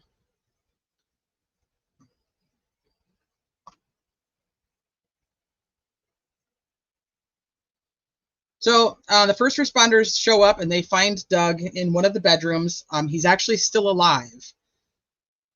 He doesn't pass away for an hour and 20 minutes after the first responders are there. They take him in the ambulance. They take him to the hospital. It's an hour and 20 minutes after he's shot, after the 911 calls, before he passes away. But what happened was, so she had the 2 shots that actually hit him. One shot was to his leg, his right leg, and the other shot was into and I don't obviously have any of the autopsy photos or anything like that, so we're going to have to wait to hear more from them, which I have a video I'm going to play for you guys. But it went in like his arm area, but traveled into his chest.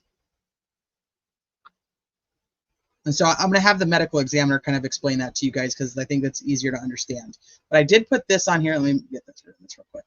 So you can see the red where it says AB, that's Ashley Benefield, and then the DB is Doug Benefield. So the red is where the defense says that they were standing, and the blue is more along the lines of what the prosecution says happened, that they were not in the same area.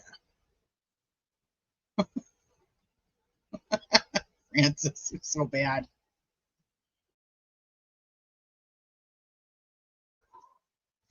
So she shoots at him. One bullet goes into the wall here, which you can kind of see in this picture up here. One bullet goes into the wall and then through the cupboard, under the sink, through the cupboard under the sink, and then hits the door frame of the bathroom. So if she's over here and she's shooting over here, or even if she's over here and shooting over here and misses, right? She's like trying to shoot at him, but she shoots this way. The bullet wouldn't come this way. It wouldn't be like on this side. So this is where a lot of the forensic stuff is going to come into play on where they believe that they were actually standing, because she says that this is where she was standing and he was coming at her and blocked her into the corner of the room, and you know, he was coming to attack her, and that she believes that he had a gun in his I think she thinks he had it in his boot at this time, and that she thought he was going to kill her, so she pulls out her gun and shoots him. Now, according to the prosecution, Doug is actually in the closet picking up the last box to put into the U-Haul. So he's over here bending down into the closet, and she's over here and just shoots at him. And so she shoots him and gets him in the right leg, but she misses a couple times, right? She hits here. Another shot that she misses goes out the door and actually hits the wall over by the front door on this side.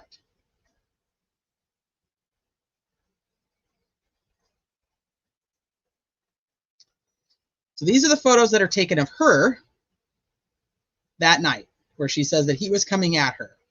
So she says that he gave her a black eye. She has a swollen, this is her left eye.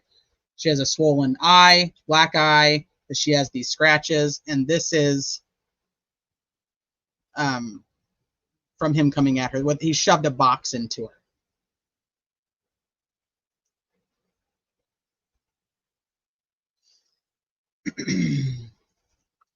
So I've heard different reports on this, so I'm curious how this is going to come out at trial. But they said that after these 911 calls, after the 911 calls came in, and the first responders showed up, that Ashley, when the cops got there, Ashley's attorney was already there. And I don't know if that's accurate yet or not, because I've heard a couple different varying things on that. So I'm curious come trial if the attorney was already there. So the attorney essentially says, you're not making a statement. So Ashley makes no statements whatsoever. She does not talk, she won't talk to the deputies, won't nothing. On the 911 call from the neighbor where she's in his home where she had the gun, 911 is asking if they, like, can we speak with her? And she said, you can hear her in the background, and she says, no, I can't do that. I can't do that. She won't talk to the 911 operator. And the 911 operator is like, I just need like her phone number. I need, just some information. And she's like, no, I'm not going to talk to her.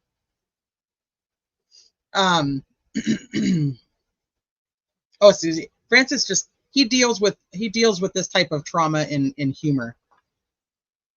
It's his coping mechanism. So Ashley makes no statements to the sheriff's deputies. Her mom and her lawyer, Faith Brown, do.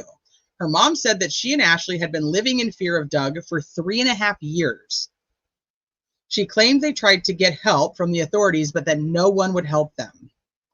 Ashley's allegations against Doug have been investigated by the authorities, but Doug was never charged with a crime. Her mom says that she countered that Doug knows how to play the game.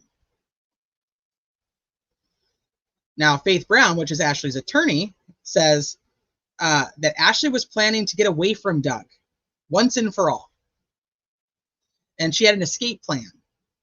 Ashley had a safe place to stay. She had a burner phone. She had a rental car that was rented under a different name. And she told the deputies that Ashley wanted to put the plan into effect the next day because she was afraid that Doug had gotten wind of it. So she thinks that, so she's trying to say that Ashley had this whole plan on how she was going to go and hide from Doug, but she was like letting Doug think that they were going to, reconcile and do this whole Maryland thing. But everything that Doug thought was happening was all a farce, that she has this whole other plan. She has a whole other plan. All right, so now, Stephanie. Let me ask you if I can. Why are you not wanting to come in here? Nope. Let me ask you if I can, Stephanie, about the timing. Doesn't want to let me have it. So we'll just go to it. Let me ask you if I can, Stephanie, about the timing of the shooting. As I understand, there was an upcoming custody hearing, and that seems to be pretty profound when it comes to the state's case. Well, it wasn't exactly a custody hearing that was coming up. What was actually scheduled was a hearing that was going to be on the joint motion to release the psychological evaluations that had been conducted on both Ashley and Doug. That had been put into place by the Sheriff's Office of Manatee County, Florida, because of the repeated allegations by Ashley that Doug was abusing their child. And so after 5 or 6 of those abuse allegations just resulted in findings of no abuse by Doug at all, finally, the Manatee County Sheriff's Office put into place psychological evaluations, which were conducted. Toward the end of that process, Ashley and Doug agreed that the evaluations would be released prior to moving to Maryland. Ashley was really pushing hard for Doug to stop that request to not get the psychological evaluations, but Doug was pretty adamant that he would not move to Maryland permanently and that he would not drop his divorce case unless he first had those evaluations in hand. So that hearing was scheduled for Wednesday. She shot and killed him Sunday night. Well, that timing is... So because of the amount of allegations that Ashley had submitted, the sheriff's department wanted her to have a psychological evaluation to make sure that she was okay. So what the attorney is saying is the evaluations from this new doctor that they were both had to go and see and have the psychological evaluation were about to be released. They were about to come out, and that Doug wanted them. And he said that Doug had said, I won't take back filing for divorce yet. I won't permanently move to Maryland with you yet until we get these documents. He wanted the documents. She did not want the documents to come out. So during that mediation, where they're talking about the documents, on court record, she and Doug both say they have reconciled and that they are planning a move to Maryland, and all is well in the world. That's what she does on the record in the mediation. Now, the reason she doesn't want this doctor's report to come out is because she's telling everybody else, including the doctor, that she doesn't have it. She's not going to be with Doug. She wants nothing to do with Doug. And, this whole escape plan thing that the attorney's talking about. So what she's telling the court is very, very different than what she's telling everybody else. She's telling the court they've reconciled, they're back together, and all is well in the world. Oh, Francis, I know that. I know that.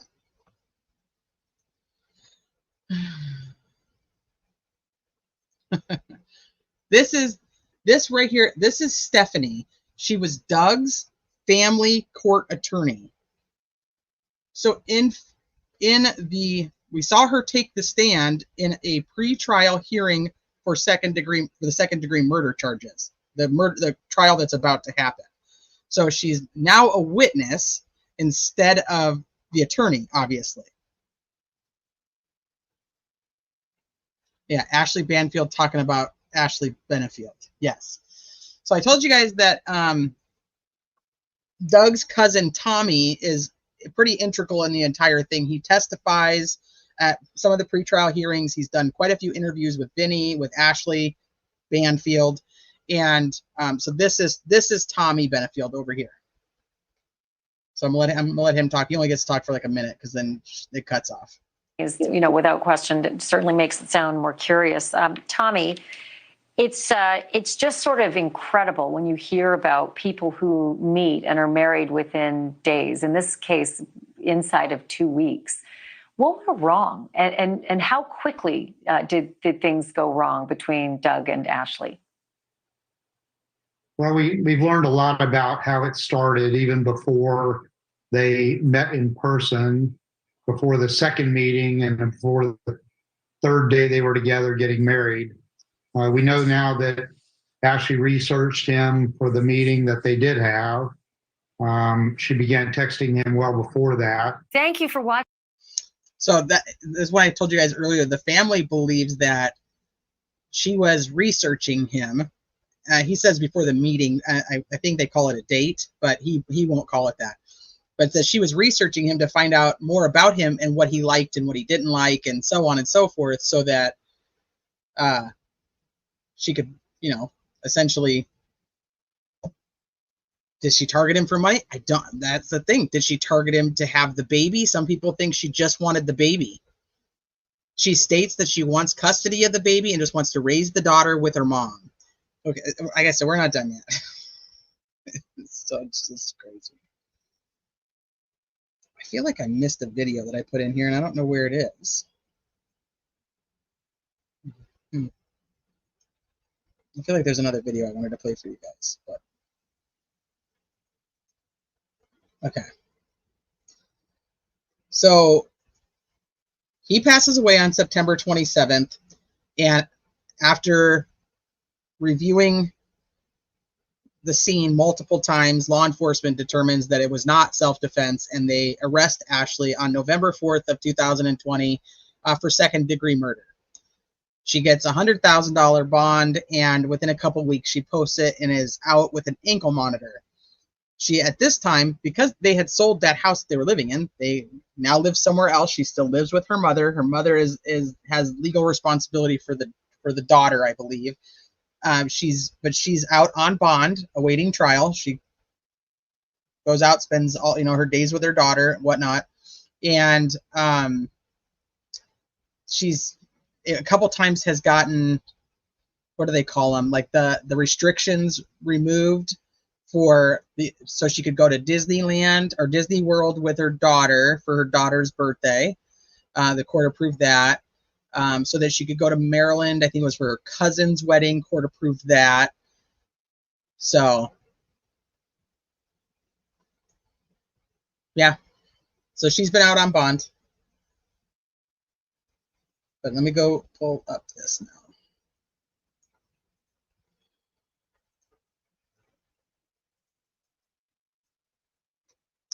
So this is the criminal complaint that they used to arrest her. They state on 9/27, John Sant, which is the neighbor, contacted 911 and reported that his neighbor, Ashley Benefield, had just run over to his residence and told him that she had been attacked by her husband, Douglas Benefield, and that she had shot him. John confirmed that the shooting took place at Ashley's residence, which is actually her mom's residence, located, that's the address. John also told the dispatcher that the weapon used was currently at his residence. John remained on the phone and in the presence of Ashley until she was directed to go out and meet with the deputies. John then directed deputies to the firearm, which was still inside his residence. Responding deputies entered the house and began to render aid to Doug, who was found on the floor of Ashley's bedroom. Doug was moved to the living room where the deputies continued to render aid. He had suffered from 2 gunshot wounds visible on his person. The wounds were located to his right leg, right arm, and right chest area. So I said it like hits one and then kind of travels to the other. So it's an interesting how your body can just kind of, it moves it. So he's got 2 gunshot wounds. Hi, Jennifer. Doug was transported by EMS to the nearest hospital. Doug succumbed to his injuries and was pronounced deceased at 8:09 p.m.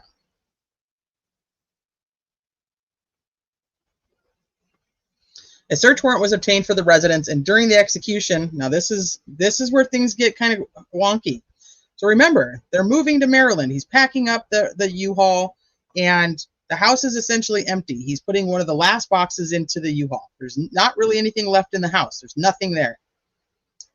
A search warrant was obtained for the residence, and during the execution, it was discovered that a total of 4 shots were fired from 4 .45 caliber casings were located on the floor in Ashley's bedroom.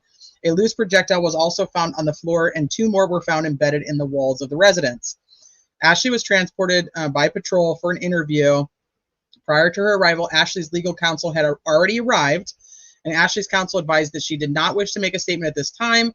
Ashley did, however, make a spontaneous statement to me advising that her ears were still ringing from the shooting. Oh, 1960, thank you. Thank you so much.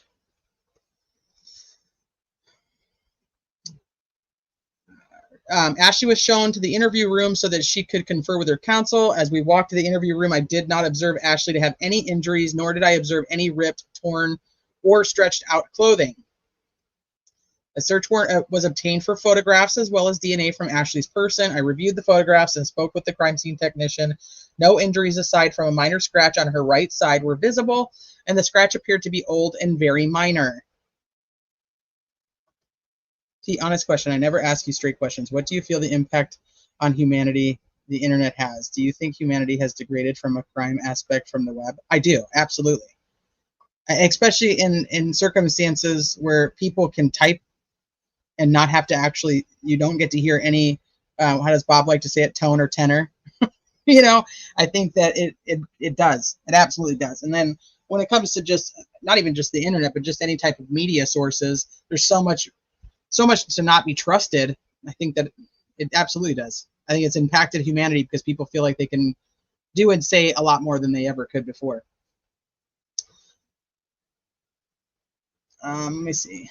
Upon further investigation, a witness explained that Ashley had obtained the scratch on her right side the day before the shooting when she was inadvertently scratched when someone walked by her carrying a box.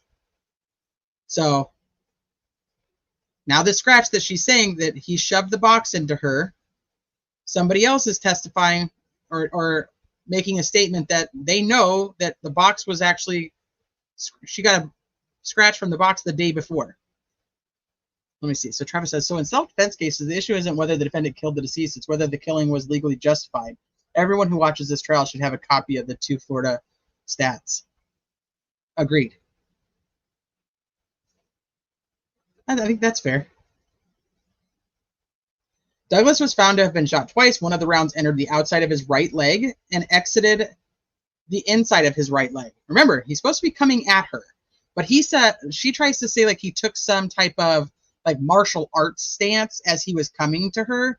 And so that's how he ends up, the shot coming from his the right side, the outside of his leg, and then exiting on the inside of his leg, which goes more with the prosecution theory that he was actually facing the closet and she was standing off to the side. The other round appeared to have skipped across the right bicep and entered his chest cavity from his right side. No signs of stippling were observed on Douglas or his clothing, indicating that the firearm was several feet away when it was fired. Because if he was coming to attack her and he was so close that she felt that she had no other choice but to shoot him to protect herself, he would have been very close. Because that's another part of stand your ground too in the state of Florida, is you're allowed to stand your ground, but it has to be of almost of equal presence. So if somebody hits me and they go to walk away, I don't get to just shoot them. I can't just kill them. So it's tough because she wanted everything dismissed because of that. Oh, hey, Jeannie Marie. Well, welcome. Thanks for being here. So she's trying to say he's coming towards her, but his shots are coming from the right side of his body. No signs of stippling were observed. Okay, so based on the entry wounds on Douglas, it does not appear that he was facing Ashley when she began shooting. It also does not appear that Douglas had taken any kind of defensive or combative stance. After being shot, Douglas fell to the ground, and it appears that he may have struck his head on the wall on the way down. Douglas did have an abrasion on the back of his head, which was about the same size as a small patch of disturbed drywall on the eastern wall of the bedroom. Doug was not found to have any weapons on his person or near him. Remember, she thought that he had a weapon, but there was no weapon found. Now, on 10/1/2020, a second search warrant for photographs was executed on Ashley for any delayed injuries that may have not been visible on the night of the shooting. No injuries were observed. So they, again, a few days later, they take more photos of her, and nothing has surfaced. There's no bruising that looks like it would be from that day. There's nothing new. Numerous requests have been made through Ashley's legal counsel to set up an interview to discuss what occurred in the room that night. And as of this writing, Ashley has not provided a statement or an interview. So during the investigation, it was found that since the time Ashley found out that she was pregnant with the child that she and Douglas share, she has made several allegations against Douglas. While looking into the outcomes of the numerous cases, it was found that they have never resulted in criminal charges and were furthermore closed and unfounded. None of the cases involved the allegation of physical domestic violence. Based on these cases and Ashley's actions leading up to the murder of Douglas Benefield, it appears that the main focus of these complaints was to keep the child away from Douglas. In one of the most recent cases, Ashley and Douglas went before the Honorable Judge Moreland for an injunction hearing, and during the hearing, Judge Moreland openly advised that she did not find Ashley's story to possess a scintilla of truth. Judge Moreland further ordered Douglas to have access to the child for visitation. At this point, it appears that Ashley had exhausted all legal means of keeping the child away from Douglas before the shooting. So the other thing that she talks to this doctor about is that the judge just doesn't believe her, and that she needs to get a new judge. Well, the judge that was releasing the psychological exams was the same judge that filed that injunction that said that she was not credible and there was no scintilla of any evidence to support anything that she had to say. So if they move to Maryland, she has an entirely new court system where she is able to get a new judge to start looking at some of this evidence that she says she has, and to try to get custody of Emerson. During the search warrant, they actually found multiple loaded guns throughout the house. Like I was saying, the house is packed up. So there was at least 2 other loaded guns still in the home. Even though everything else had been packed up, they were loaded. One was, I think, in the pantry. I'll have to double check on that. But there was 2 other ones that were found in the house. Like it was, and it's 6 o'clock at night. Her mom took their daughter to the park.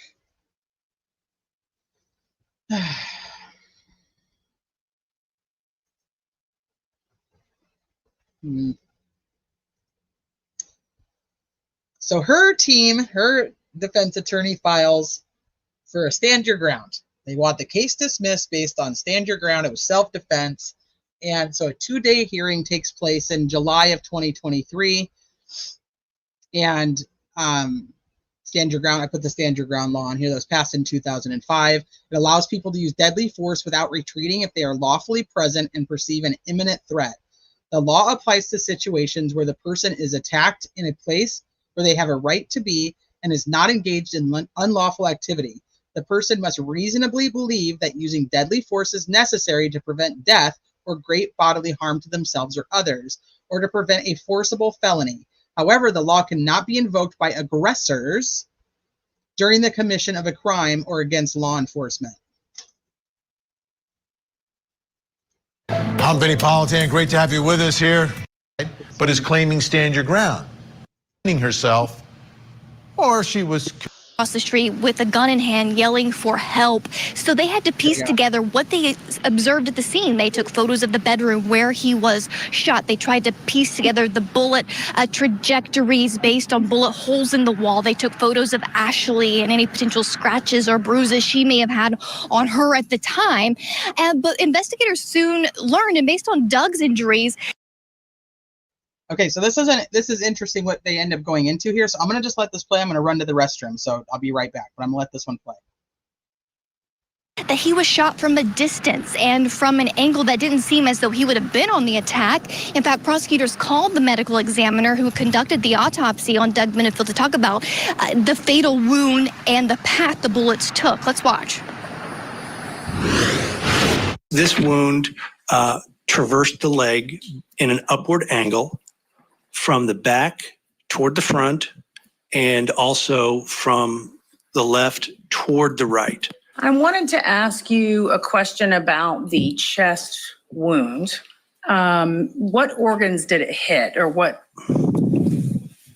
important things did it hit? So the projectile path went through the chest wall on the right side, and then it hit the right lung. It went through the vertebral body or vertebral column of the spine. Did not appear to hit the spinal cord in that track. After passing through the spine, it then hit the left lung and then went through the chest wall on the left side to end in the tissues where we found it. So the medical examiner saying the path was right to left. He did on cross-examination, though, admit to the defense that Doug could have been facing towards Ashley at the time of the fatal wound to the chest, even though it traveled right to left. But this was graphic, difficult testimony, as you know, seeing those autopsy photos, and the family of Doug Benefield in the courtroom, Vinny, became emotional. His daughter, Eva, from a previous marriage, actually had to leave the courtroom to compose herself. Yeah, we've had Eva on the show. This has been such a tough, difficult time for her. Her mom dies tragically, then dad gets remarried, and then he ends up getting shot and killed. So she's left without a mom or a dad at this point. So now the defense is on the attack. I mean, they're attacking Doug Benefield because from their perspective, they're saying she's standing her ground. He's the aggressor. He's the bad guy. She's the victim, right? They talked about his alleged history of violence. They did on the cross-examination of state witnesses today. Her defense attorney would repeatedly bring up these prior allegations that she still maintains against Doug Benefield that happened not only to her, but also their shared child together.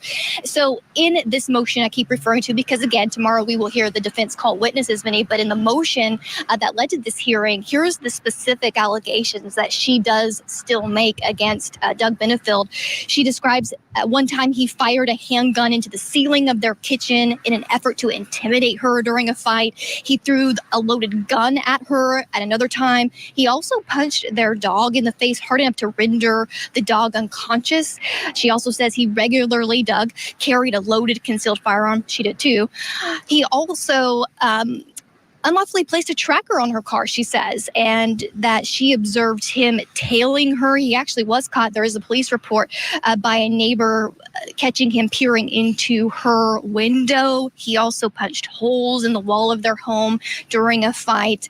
And she alleges that the previous marriage had a history of domestic violence. As you can imagine, Doug's family says that this is all exaggerated and untrue. If he did anything, which he did admit to in some of the depositions attached to the defense motion, it was in frustration, not at her, not to intimidate her at all. In fact, today on the stand, the very first witness was the cousin of Doug Benefield, Tommy, who addressed the incidents, saying that they were false, and specifically talked about the incident with the dog. Let's watch.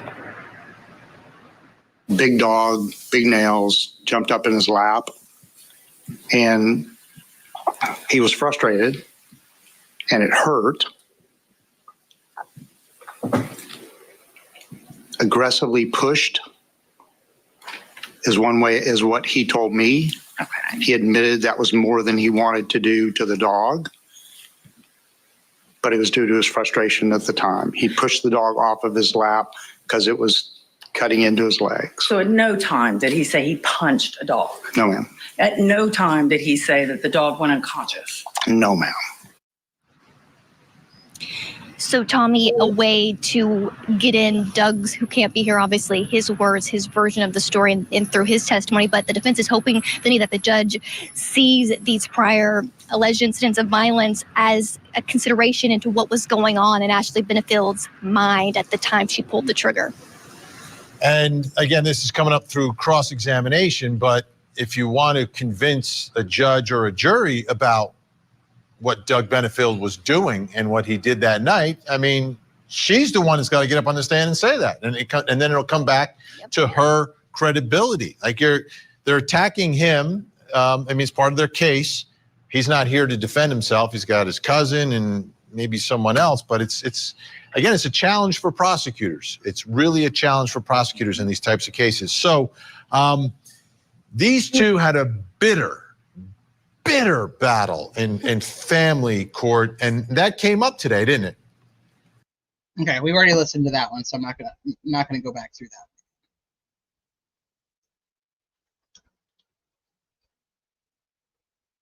that. Okay, so I'm going to do this one. Now, you have to hear this. After being charged with the crime, the judge said, I know how much everybody loves Jesse Weber. I'm pulling out all the big guns today with the Ashley Benefield and the Jesse Weber.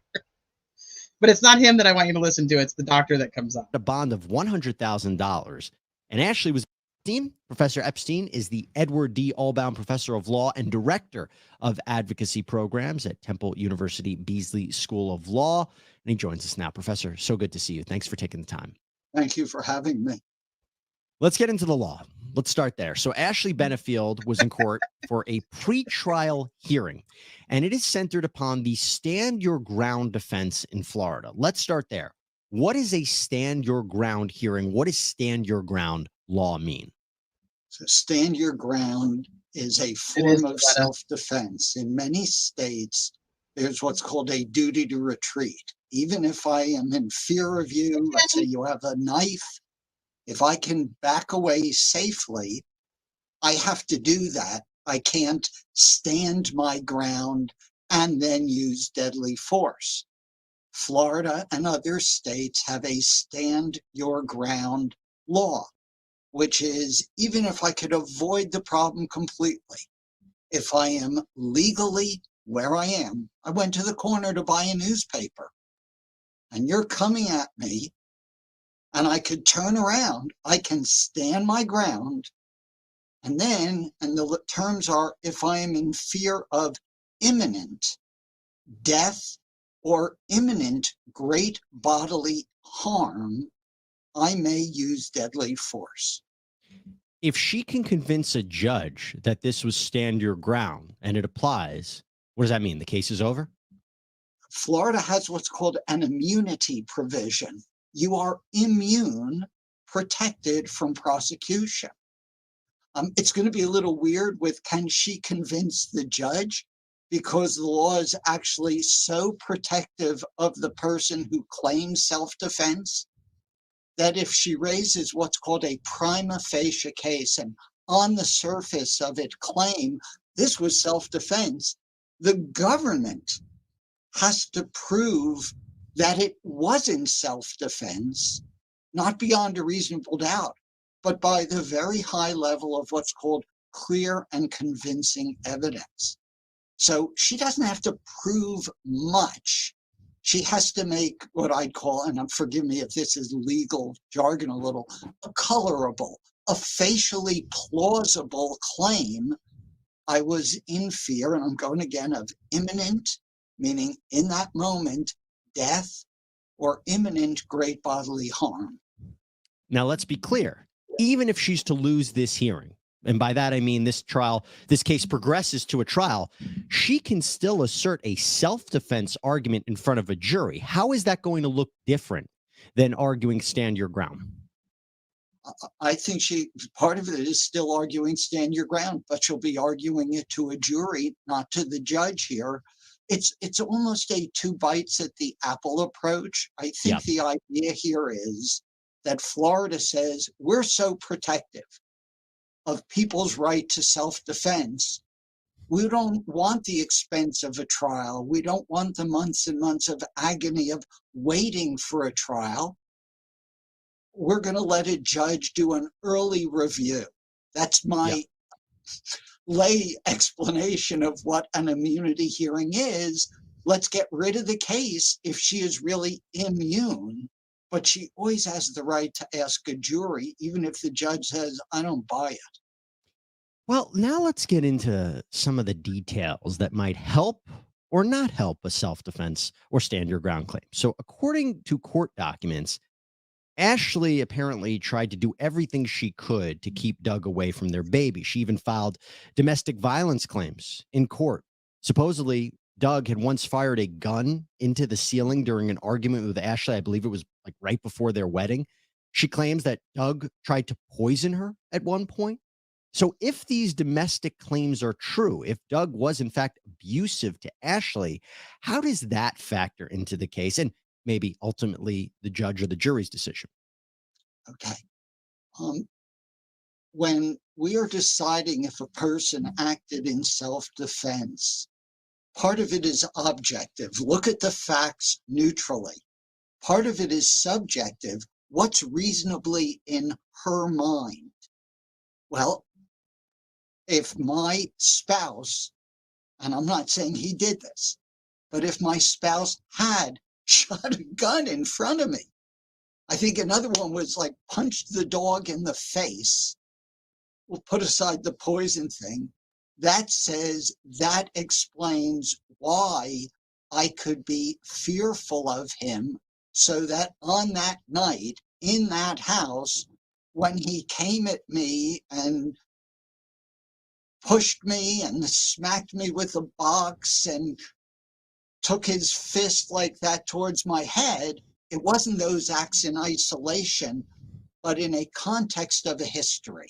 So that's so important. You have to understand what the backstory was. So even if you were just to look at whatever the actions were on the night in question, we'll get to it in a second, you can't look at it in isolation because it might look relatively benign to somebody, but looking at it in the context of the full history, that's something the jury could consider.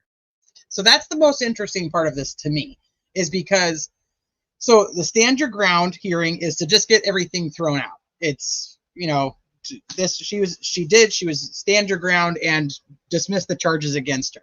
That doesn't mean that she can't still use self-defense or stand your ground in front of the jury. But what he's saying is, this is interesting for me because of the prosecution. So it's like a double-edged sword.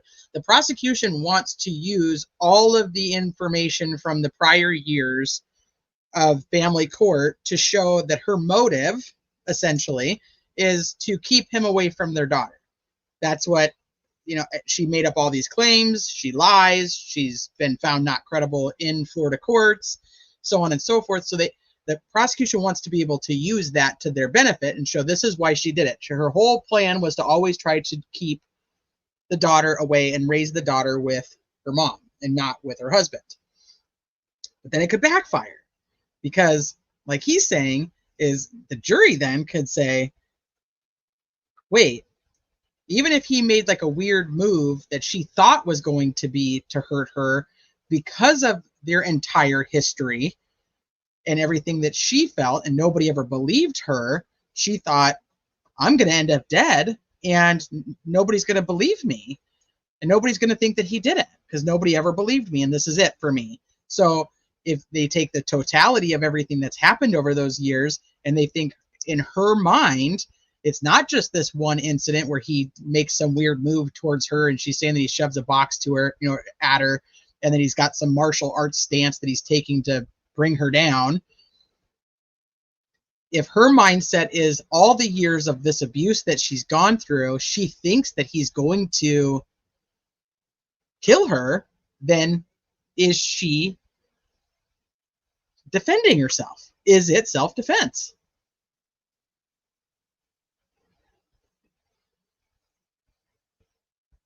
So yeah, in her mind, subjective test as long as her belief was reasonable. Right. But he didn't have a weapon that night and she never had a mark on her.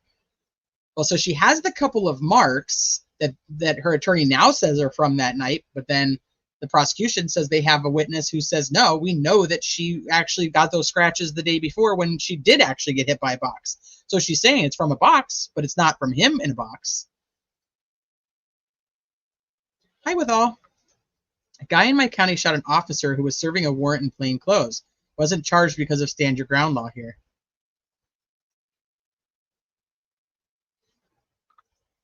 Don't bring a gun to a gun. Don't bring a gun to a gun. Don't bring a gun to a knife fight. It's illegal to carry a gun in the States, not so in Canada. So different laws prevail. Gotcha. All right, so I'm going to keep going. Absolutely. Now, let's talk about this. We don't know if it's true. The ceiling story may be true. According to Doug's family attorney, she said that Doug once did discharge the gun into the ceiling of the house. Doug admitted that in a deposition. Yep. Based on what I've read, his spin is different. It's, okay, I lost my cool, I shot into the air, but that's it, right? But now, his friend, though, Trip Cormany, if I'm saying his name right, said that Doug was filled with regret over what happened. So apparently it did happen, but maybe the reasoning behind it or what prompted it is there's a difference there. Now, I do want your opinion on this. At this injunction hearing, the judge went on the record and said that this poisoning story did not possess a scintilla of truth as laid out by Ashley. What do you think about that? Okay. I think about it as a human, as a citizen, and as a law professor. As a human, I'm saying, okay, something smelled really bad to this judge. And sadly, because I want to be clear, I think most of the time when people go to court seeking an injunction or what in some states we call a protection order, they don't do it out of spite. They go because there's fear. If a judge who's appropriately sensitive says, well, I'm sorry, this is so unbelievable, I can't stand it, you would have to say there's a question mark here. As a lawyer, it becomes really interesting because under the rules of evidence, I'm not sure that that judge's opinion, hey, I don't believe you, belongs in a trial in another case. And then we're in this weird world of it's not exactly a trial, it's an immunity hearing. But the tiny bit of it that I watched on Law and Crime this morning seemed to say all this stuff was coming in. So it may also be that you live by the sword, you die by the sword. What do I mean? That Ashley's defense team is making all these claims that may make fair response for the prosecutor to say, sure, but when you took it to a judge, they went like this. They said it's right. So this is laying it all out. He reminds me of Michael Okay. Osbrook. Well, I'm glad you mentioned that because this is the defense's theory of what happened that night, which is what I imagine they're going to argue it. We saw this from their motion to dismiss. Here's what they say happened. I'm just going to lay it out, and then I want what you think about this, if this will rise to the level of a self-defense claim. So they say, Doug allegedly became angry, screaming, "We are moving together as a family, making a fresh start, but you're dividing us, and it's time you start acting like a wife." Remember, they were going to be moving together to Maryland. Later, Doug allegedly drove a moving box directly into Ashley in an upward motion, resulting in considerable pain and scratches to her right side. This is what the defense claims on the stand your ground. Ashley tried to, now there is a debate about whether she actually had injuries or not. Police say they couldn't find anything. Her attorneys apparently showed evidence that she did have bruises. And then Ashley tries to leave the home, but Doug allegedly grabs her by the left hand, yanked her backward, and asked her where she was going. He's accused of wagging his finger in her face, stating, "You can't leave me." Ashley snapped, yelled at him to leave, raising his right hand with a closed fist. He drove his knuckles at the second joint into the left side of her head. Her worst fears realized. Now Ashley believed her life was in danger, and she opened fire. What do you think about that, if those are the facts as laid out by the defense? So my first question is how they're going to prove that. And so let me back up slightly, because she has the right to remain silent at this hearing. On the other hand, anything that's the old anything you say can and will be used against you. If she testifies at the immunity hearing, her words can then be admitted against her at trial if the judge doesn't throw it out. So what decision she will make, I don't know. So I'm still scratching my head. This is her story. She's the only person in the house who's going to tell it. But assuming it can be told, it comes down to a decision of the following. And you talked before about context, okay? If you're over at my house and I grab you saying you can't leave, and I hit you once upside the head, okay? Is that enough to make you fear death? Is that enough to make you fear, I'm going back to the statute, great bodily harm? Maybe the second, especially if there is indeed this context that you and I don't have in our friendship, right? I haven't shot a gun in front of you into the ceiling. And I will say, because I've worked over the years on cases with battered person's defense, as you put it, what might seem fairly minor to you or to me can be the beginning, the signal of the volcano's about to erupt in a battering relationship. But that's if that's what was going on here. So so he was shot twice. She shot at him 4 times, but he was actually hit twice. One went in the outside of his right leg and exited the inside of his right leg. The other one hits him in the right bicep and then travels and hits him in the chest. So it's like it's one shot, but it goes from his arm to his chest. So the other 2 she missed, and they went into the wall in the house.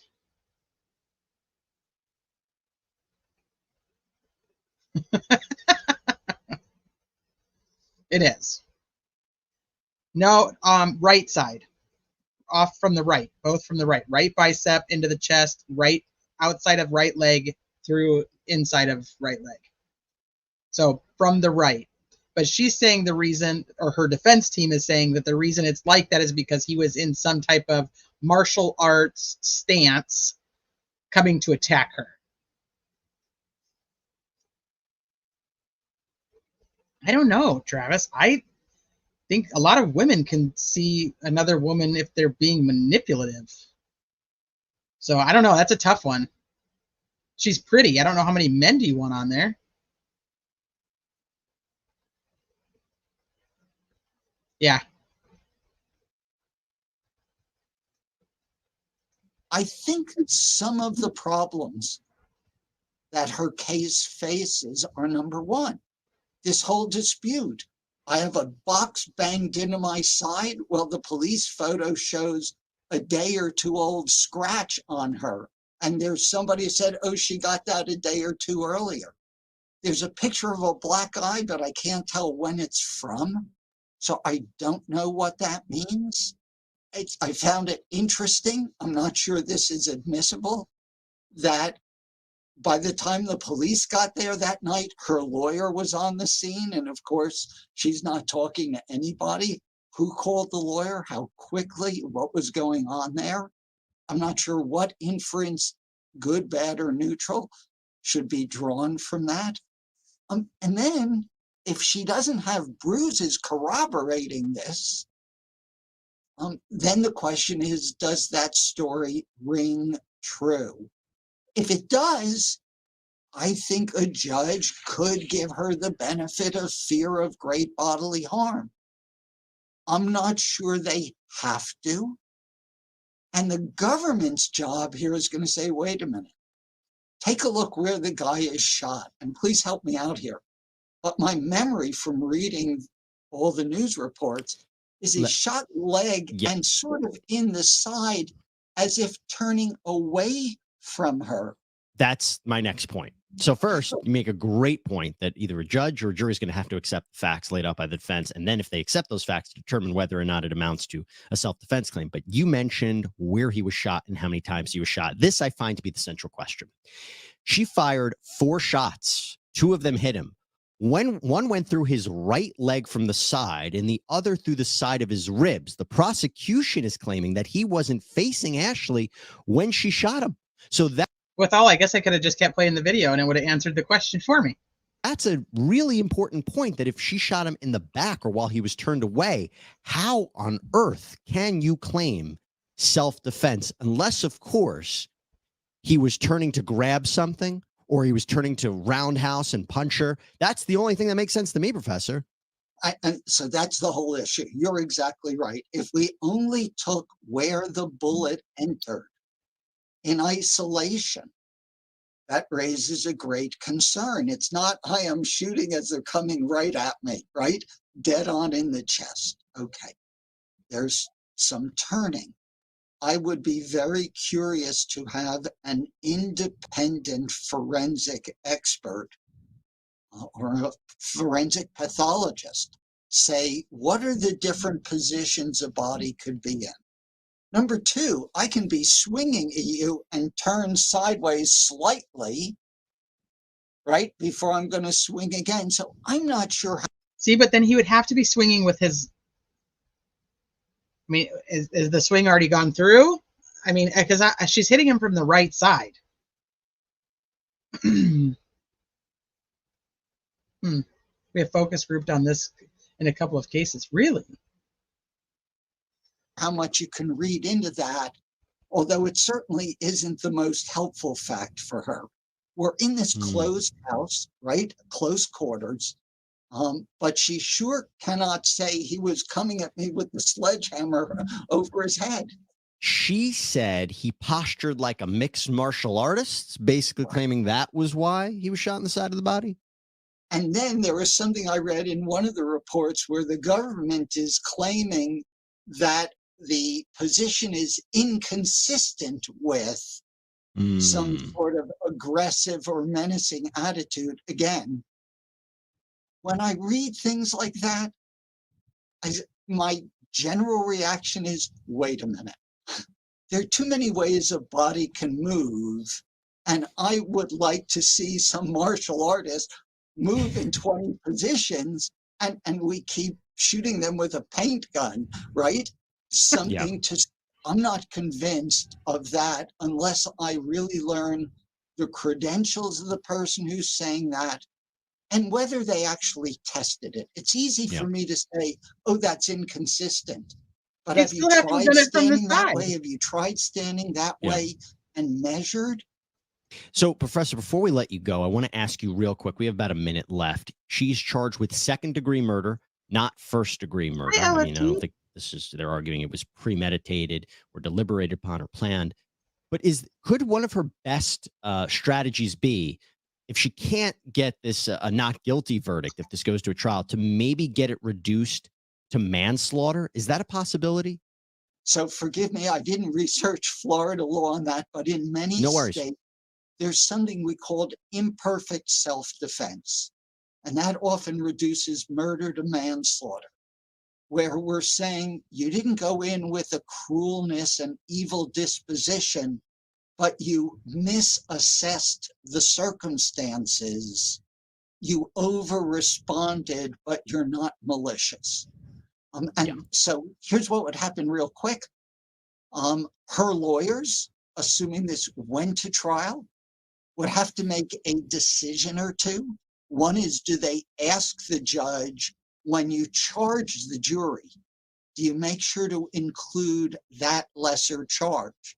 Some lawyers say, no, I want an all or nothing because I'm bold and I don't think any juror is going to give her the all. So I want the not guilty. Some are more conservative, saying, I want that, safety valve, that protection. And that's what we'll have to wait and see how they play it. Professor Jules Epstein, I'd love to have you back on as this case progresses and we see whether or not she. All right, one more. Let me see. Let me see if this is the right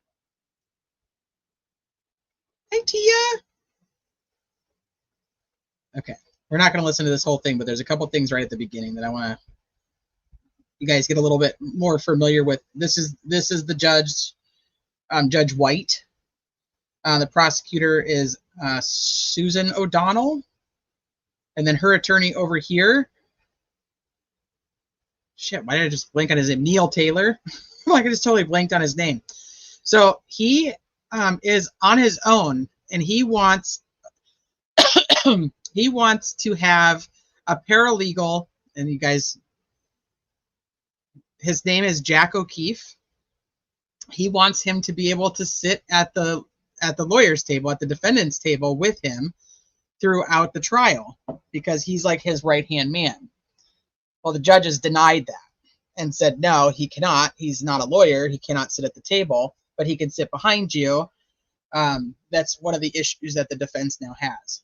But just so you can get kind of a familiarity with the judge and how he kind of acts. So, okay. His audio is terrible most of the time, just FYI.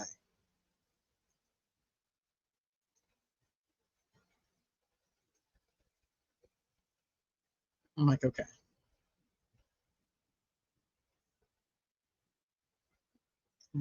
You can't hear it. I can't hear it. So. And I'll just bring attention of that.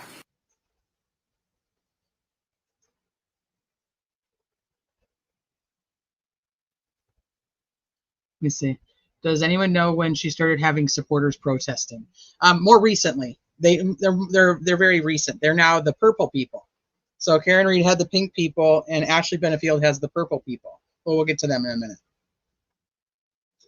So his tech man is another gentleman that they're denying. When they were separate, it was 100% not that. She was very clear that she had no intention of that. That report was coming out on 9/30/20. Her secret was up at that point. As soon as Doug Benefield got that report, he was going to know that she had no intention of reconciling with him. She had no intention of even having to share custody of this child with him. So that date was sort of D-Day, if you will. And the defendant knew that. When this shooting took place, the only evidence that you have of self-defense, other than my husband attacked me, is what's in the motion, which is not substantive evidence. There are pictures that there may be a scratch on the side. There may be a little scratch on the abdomen. And you can see from the pictures taken the day of, 3 days later, and also the booking photo, which is about 5-6 weeks later, that she has no swelling, no bruising. There is nothing wrong with her body except for those scratches on her abdomen. There is nothing about those injuries to signify a need or it being reasonable or necessary to pull out a gun and shoot someone. And the physical evidence, while it does not give us definitive evidence of what exactly happened, it does give us some information. And I'll just remind the court, the shot was not straight on. The kill shot, the shot to the abdomen or the chest, was not straight on. This shot came from the right side and ended up on the left side. Now, did it have a little bit of a front to back? Yes. But Dr. Vega testified that it was basically from side to side. So any implication that this defendant was coming at her at the time of the shot is disproved by the fact that he's turned sideways, at least when that shot happened.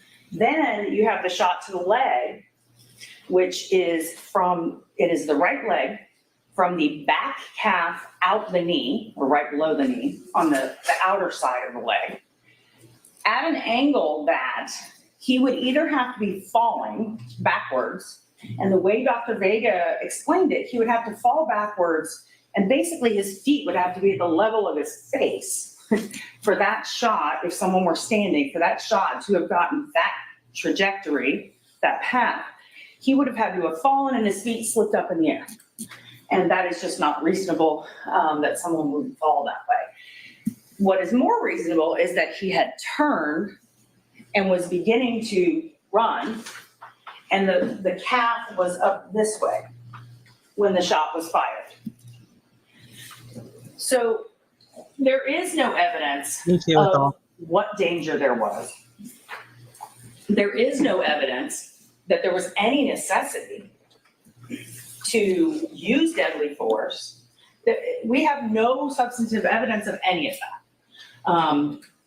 All we have is that at one time she said that he was attacking her. Even if you take that as substantive evidence, what does attack mean?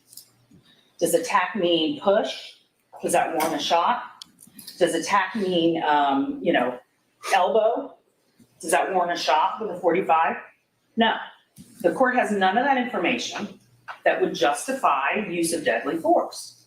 So the court must rely on what the state has presented. And the state has presented a vast motive to get this man out of her life so she can have this child to herself. She's manipulative. She is telling him one thing, telling everyone else something else, and telling people that she's afraid of this man, but yet texting with him, inviting him to Selby Gardens. Why would she invite him somewhere? She's so afraid that he's going to do something. She's also on a video within days of the murder where she is trying to tell people that she's so afraid of him and what he would do to Emerson and these types of things. And she's on the video while they're playing a game in a restaurant, and she's laughing. And does she seem scared? No. Because I know the court can take into consideration the defendant's past experience with this victim and why she may be scared and why that fear may be justified. The only evidence you have before you is that there isn't any. And this defendant knew that she, 3 days after the shooting, had to be in front of the same judge that was not favorable to her. And this report was going to come out, and it was going to blow her story out of the water. And it was going to say that she was not planning to reconcile with Doug. And quite frankly, the fear of what the judge would do at that point was enough. So twofold is that she had a definite motive. Second is there is absolutely no evidence of reasonableness or justification or any reason that this shooting would have been truly self-defense. So on that grounds, I would ask you to deny the motion.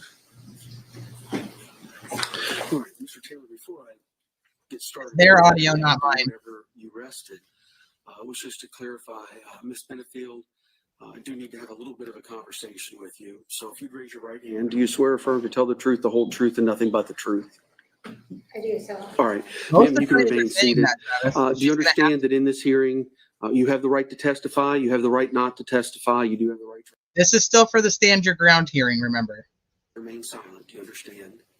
And you understand you've chosen not to testify? And is that your decision and your decision alone after speaking with your attorneys and I like consulting him with too. them? And you also have the right to present evidence. You don't have to, but you could present documents, videos, the testimony of other witnesses. You have that right. Do you understand? You understand that you and your attorneys have decided not to put on any evidence. Yes, sir. All right, and you're okay with all of that. They didn't put on any evidence, just him talking. All right. Thank you, ma'am. Just want to make sure. Thank you, sir. Yeah, so now here's your defense attorney.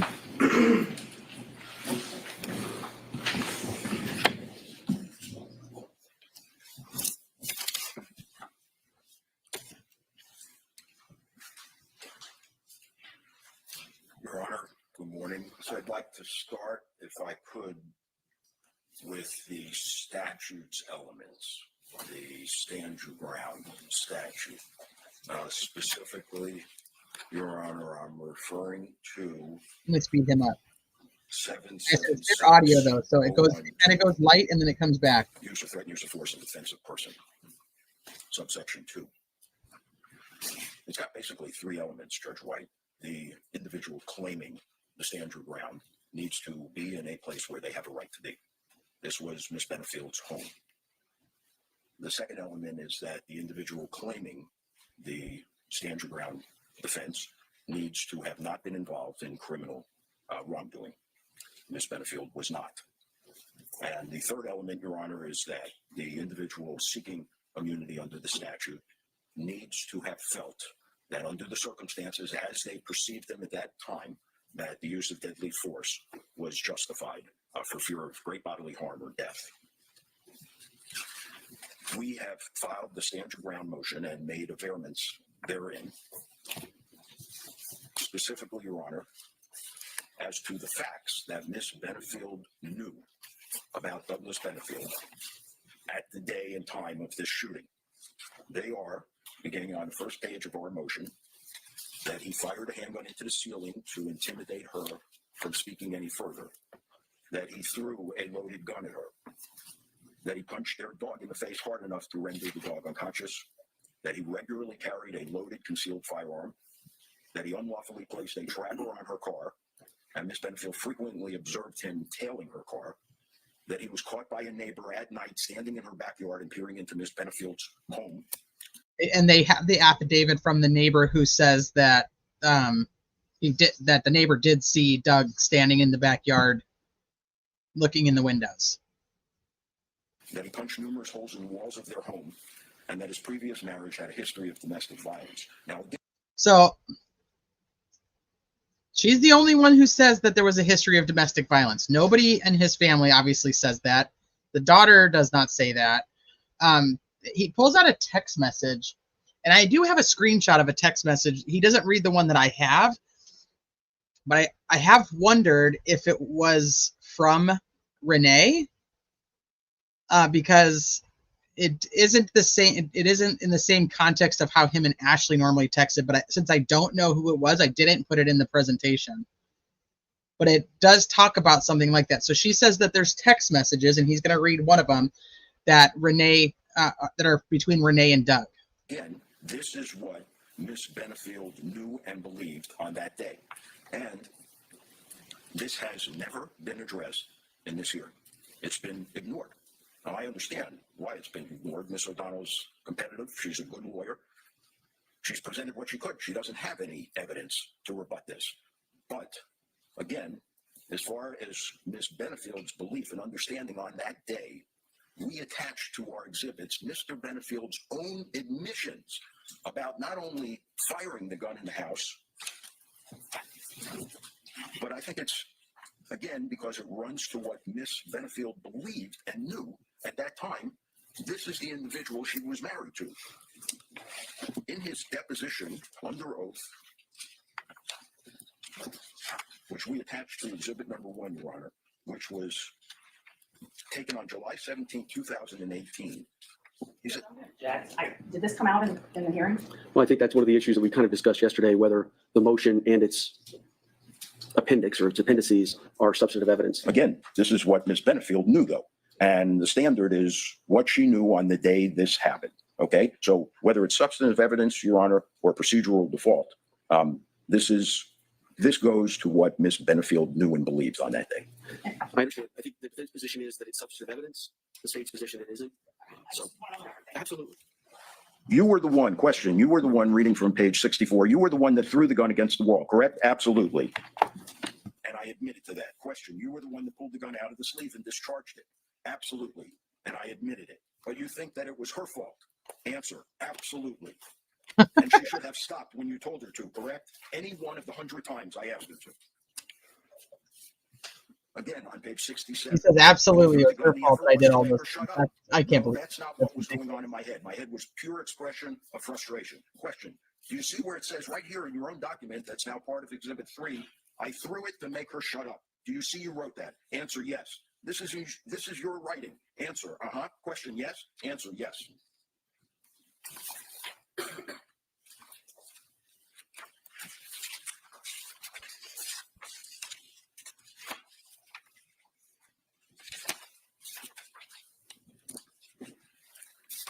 Again, Your Honor, in the deposition of July 17th from page 72. Question, and you admit that happened on or about that day you hit the wall to get her to stop talking. Answer, I hit it out of frustration. It had the effect of stopping her for a minute. Page 73, question, so you hit the wall where? I was inside the closet and hit it from on the inside of the closet, just about where there's an ADT alarm. Question, it put a hole in the wall? Answer, yes, it did. And then it went through, my fist went through the sheetrock and sort of hit the outside. Your Honor, I can't imagine. I know when I'm at the range, and most people, I don't know that I've ever seen anybody at the range without earplugs. I cannot imagine the terror of having a firearm shot while I'm sitting at the kitchen table in my house into the ceiling. I don't think the intimidation that would accompany that type of intentional act, and make no mistake, it was intentional because he admitted it was. I don't think that kind of intimidation easily disperses. I think it stays with someone for quite a while. One might even suggest that that's the kind of act that creates post-traumatic stress. It has never been addressed in this hearing by the state. It's been ignored. They haven't been able to address it. And again, the quote from Jefferson, Your Honor, is very, very telling. And I might remind the court in the Jefferson case, that was on writ of prohibition. The trial court had denied Mr. Jefferson's stand your ground motion, and the appellate court came in and stopped the trial and reversed it. It was in the house. He was shot in her bedroom. There will be situations where the accused is the only available witness to the There was 2 other loaded guns in the house. Use of force.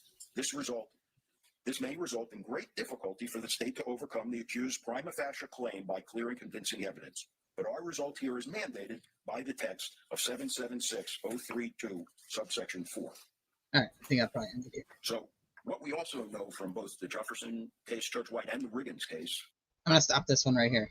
This is a pretty long hearing, but I just wanted you guys to kind of get a feel for each of the attorneys and the judge.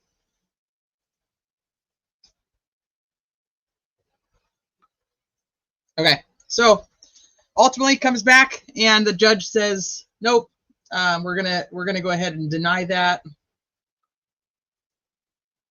stating that the defendant's motion to dismiss and the request for declaration of immunity filed on February 1st sufficiently pleads a prima facie claim of self-defense so as to shift the burden to the state to prove by clear and convincing evidence that the defendant is not entitled to court-ordered immunity from criminal prosecution under Florida's stand your ground law. That the competent, substantial, admissible, and reliable evidence presented by the state during the SYG hearing, stand your ground hearing, clearly and convincingly proves that the defendant is not entitled to court-ordered immunity from criminal prosecution for the death of Doug Benefield on September 17th. So the defendant's motion to dismiss and the request for declaration of immunity is denied.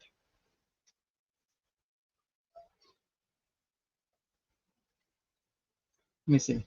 Do charges get thrown out frequently for stand your ground? Well, like Tammy was in here earlier, and she was stating that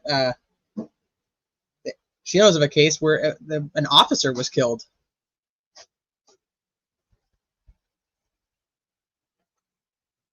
Oh, shoot. Hold on. Okay, let me see. I've heard that the ceiling gunshot was to get Eva and Ashley to stop arguing and yelling at each other.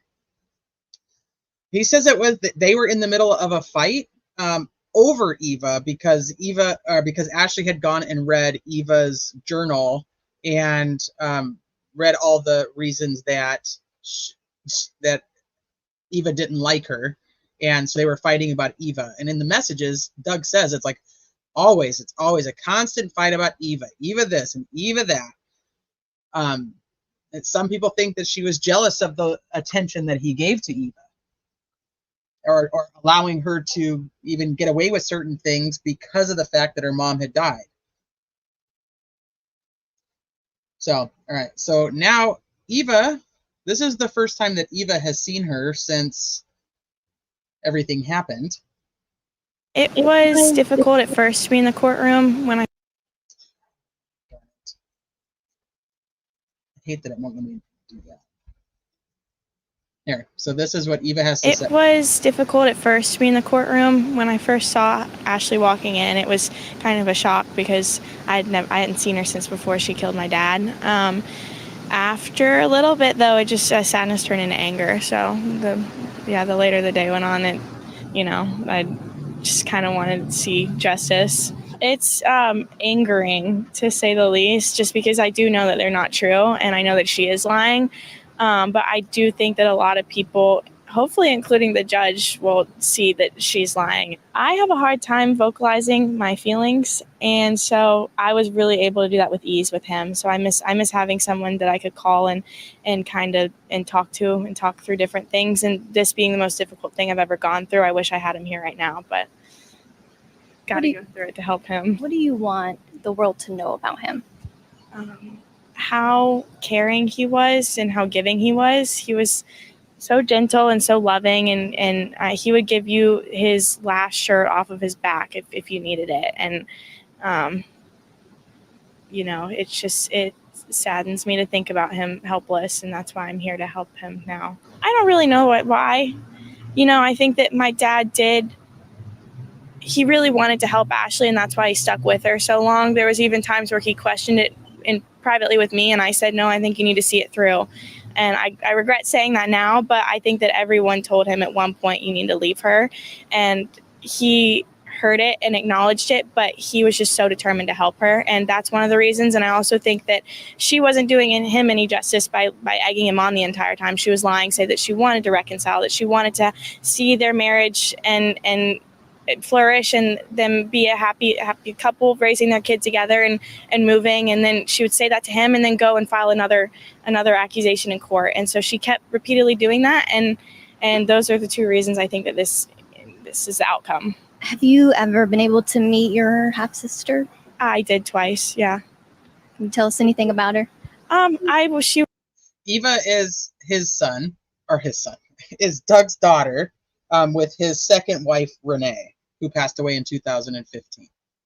I was 3 when I met her, so I didn't really get to speak to her and know.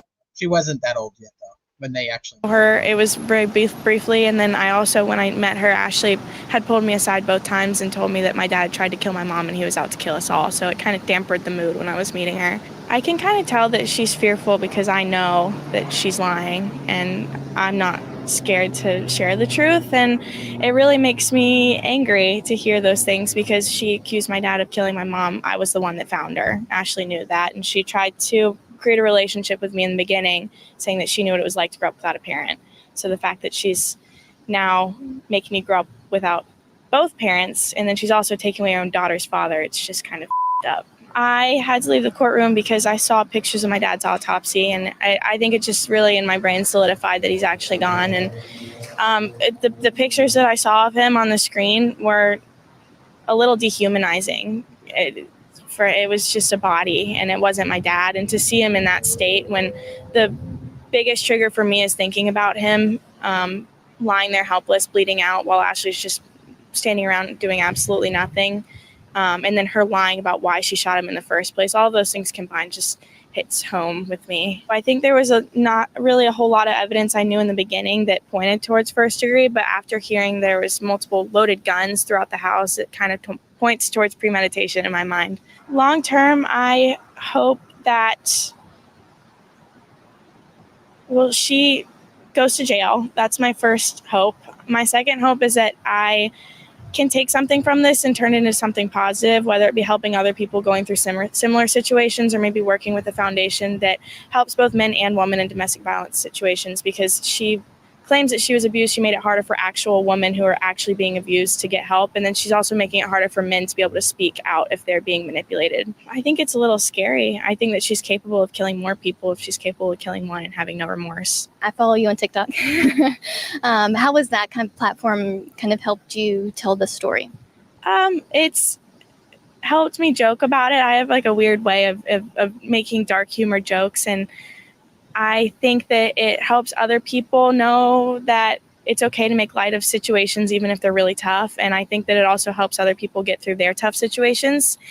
And, you know, I just like helping people. And so the fact that I get to spread my message and hopefully help a few other people feel okay is really, really nice to know. I really don't know. I just know that I got to do it. No one else will. If it's not this, then it's just crying about it. And I'm not someone to wallow. So being proactive is probably the best and the healthiest way for me to kind of process everything that's happened.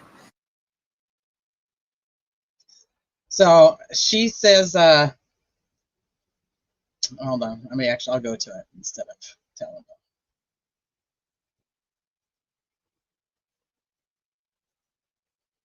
So she's on TikTok, and she's got a huge following on TikTok. She started her own clothing company. She's an artist. She started her own clothing company called Ghost Cowboy. And she doesn't talk about the situation a lot, but she has told the story. Every once in a while, she'll talk about court or like any updates that are happening. She was just deposed like not that long ago. I mean, it was probably maybe weeks ago. And to think that she just got deposed when her dad died in September of 2020 is kind of crazy. But so she does go through and she tells the story. And like I said, she's an artist, and so she has a clothing company, and all of her designs she puts on her clothing. So I'll give you guys that link too. It's actually very cute stuff. So, but I'm gonna have you guys. I'm gonna go through her TikTok. Okay, listen. And to be fair, she knows herself very well. She's not very old, but she knows herself very well, and she does have a very dark sense of humor. And she says some things that you're kind of like, okay, what? But then, you know, it's tough. She also made a shirt with Ashley's mugshot on it. She didn't think that it'd be appropriate to wear to court. Listen up, guys. I know all you little sewer rats want a story time, so I'm gonna give it to you. I even pulled up my chair. And yeah. So first of all, for this comment, short answer, yes. Long answer, no. Okay, so when I was 15, my mom died of an underlying heart condition. And then so basically my dad was out of town, and then I came home from school and I found her. So that was the start of a lot of trauma. And then after that, my dad came home and he specifically told me, don't worry, Eva, I'm never going to get married again. Well, he didn't use those exact words, but that's how I remember it. And then after that, 9 months later, he married. He was like, it was a Friday after school, and he married. It was a Friday after school, and he was like, so I'm seeing this girl. And I was like, okay. And then he picked her up from the airport the next day, and I met her, and he was like, she's super cool. She's a model and a ballerina. And I was like, okay, like, cool. She's kind of hot, but I don't see the hype. She's 23, dude. Like, come on. But then I was like, all right, well, you're allowed to date. Like, you're a single man. I get it. And then the next day he was like, we need to have a family meeting. And I was like, no, because we're not a family. And the only thing that you would should have to tell me is if you propose. And as soon as those words came out of my mouth, he goes, we're married. And I was like, what? So I drove myself, even though I only had my permit. If you're a cop, please don't arrest me. This was years ago. I only had my permit, and I drove myself to my best friend's house. And I was like, guys, my dad's actually married to this little skank. And they were like, what? And then I was like, yeah. And I have 2 older, like, half brothers. They're on my mom's side, though. And I told them, and they're like, she's younger than us. And I was like, I know. And so then after that, I just kind of like tried to get used to her, but she was like totally not that nice. She was cool at first, but then she wasn't. And here's why. I only have 3 minutes. Anyways, this is like, there's gonna be part 2, don't worry. But I was like, hold on. So then I tried to get used to her because I was like, okay, well, like, this is reality. He's married. And so then at first she was nice, and then she kind of would like twist my words and make my dad get mad at me. Keep in mind, me and my dad were like very close. Like, since my mom died, me and my dad were always close. I was always like me and my dad were just best friends. I was close to my mom too, but like me and my dad like had a different level kind of bond. And so when she did this, it really like affected me and my dad's friendship / father-daughter relationship. And that didn't cut it on my end. So I became a little bitch back. And actually, all right, I'm going to do a part 2. She's like, actually, I'm just going to do a part 2. Okay, listen up, guys.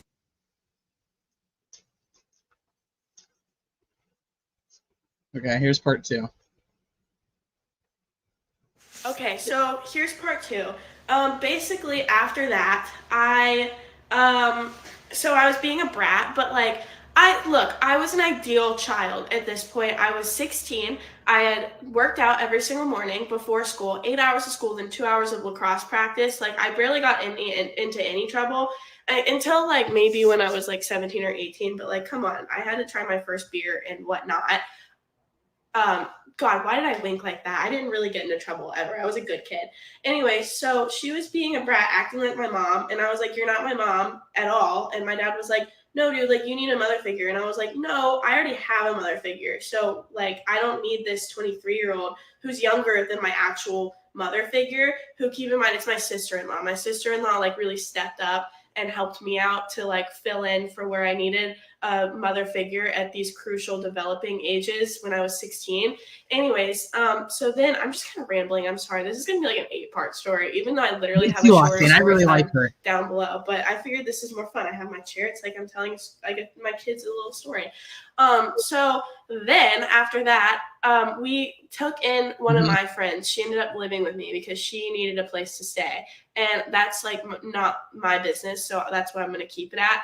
And then it was awesome. Like, things with Ashley kind of sucked, but I was like, whatever, because like I have my best friend living with me, and I'm in high school, so I'm like having a great time making all these friends.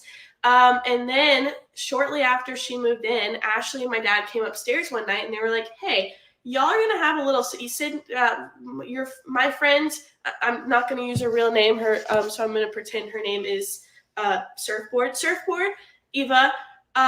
You have a little sister on the way. And we were like, what? Ashley's pregnant, which is weird because after Ashley and him got married, my dad got his tubes tied. And then I guess before they got married, he got his tubes tied. After they got married, she was like, you should like reverse it. And my dad was like, okay. And apparently they weren't supposed to be able to have a kid for a while, but then boom, they had a kid. So there was a little baby on the way, and I was like, are you kidding me? Like, Dad, come on. I can't catch a break. This is freaking bullshit. And so then after that, like, we were just dealing with Ashley, who was having a terrible pregnancy. She was sick all the time, and my dad was at work because he already had his job, and she convinced my dad to start an international ballet company. So they started like it was like this huge project, and then she got pregnant. And so then my dad had to do all the work because Ashley was like sick all the time. Okay, so she says that her dad got his tubes tied. I like her though. She's funny. Part 3. Where did I leave off? So she was having a terrible pregnancy. My dad was managing this like crazy international ballet company that like apparently was like a huge deal. And so he was stressed out, and I was stressed out because he was stressed out, and Ashley was like having a terrible pregnancy. And anyways, so then Ashley decides that she's gonna go live with her mom in Florida for the time being, because she was having such a bad pregnancy. Like she was like just sick all the time. Well, I don't know. I've never been pregnant, so I don't really know like how bad they can get, but I guess they can get very bad, like the symptoms and stuff. So she went down to stay with her mom in Florida because my dad didn't have the time to take care of her juggling all of these things. Keep in mind, also, me and Surfboard were still living in my house. Like, and we had I love that you all of called her these high school Surfboard. things that my dad had to like attend for. So attend for. Anyways, so she went down to Florida, and my like things got better because she was out of the picture for me and my dad. Me and my dad were so freaking close. So I was like, cool, Ashley's not here anymore. And then one day, it was like probably a couple months later, I came home from school and my dad wasn't home, and neither was Surfboard.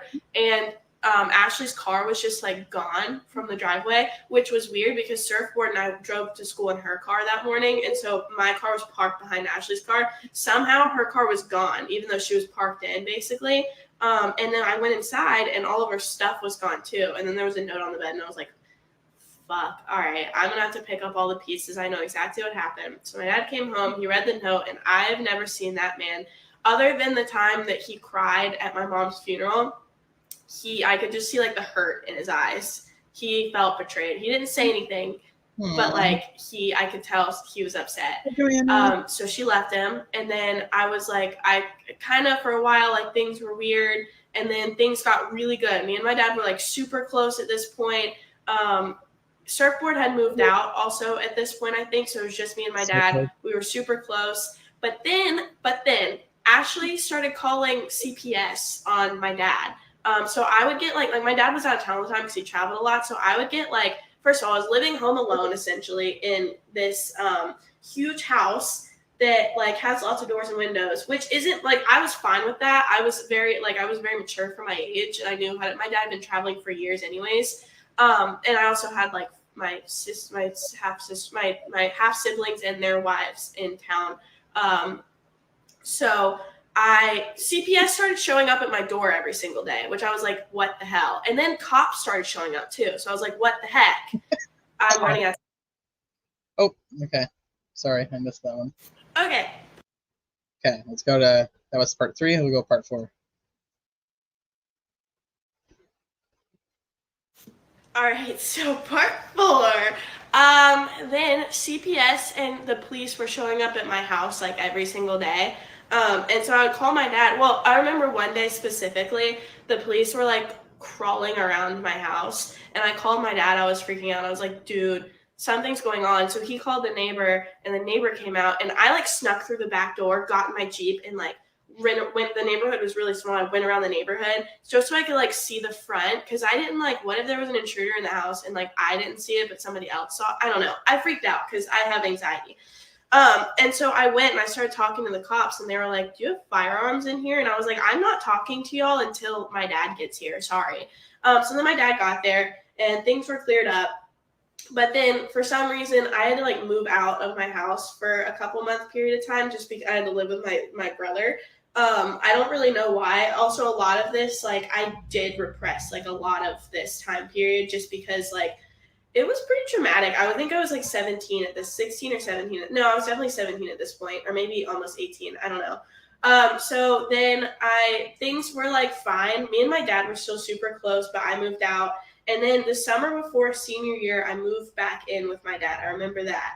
And then me and my dad still awesome, like doing great. He apparently had reconciled his relationship with Ashley, and he would go down to Florida periodically. And then I did like one semester of senior year, and my dad was traveling between like all the states that he had to go to all the time. And then he also was traveling to Florida to be with Ashley and the baby, who I think was born at this point. But I asked my dad to keep me out of the keep me out of their relationship because that had caused so much trauma.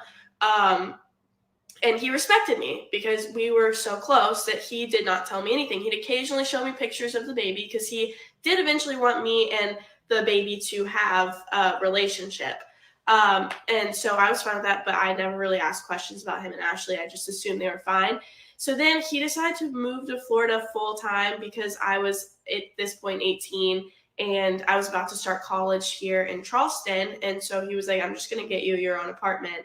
And I'm not going to lie, I was a spoiled brat. And keep that in mind because things also get really crazy in later parts. So keep in mind, Eva was kind of a spoiled. I mean, like I had a job and stuff, like I'd pay for some of my own things, but my dad essentially paid for everything, which I'm very grateful for. Anyways, he moved to Florida. I stayed here. Things were great. He texts me every single morning. He texts me a Bible verse. And so that's when I knew he was awake. And when I responded, he knew I was awake. And so then he would call me, check in for the day, see what I needed, see what he could do. All right. And now it's part 5. All right, part 5.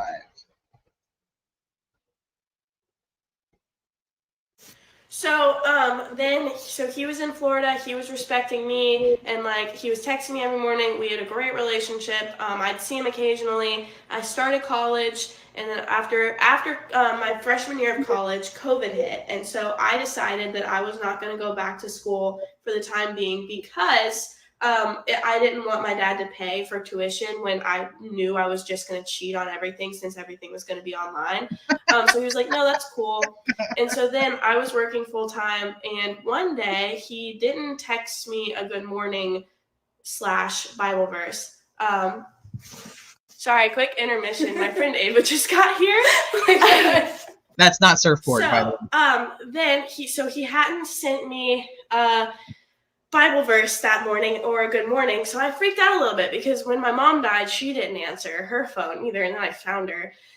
So I called him, no answer. I texted him a lot, actually.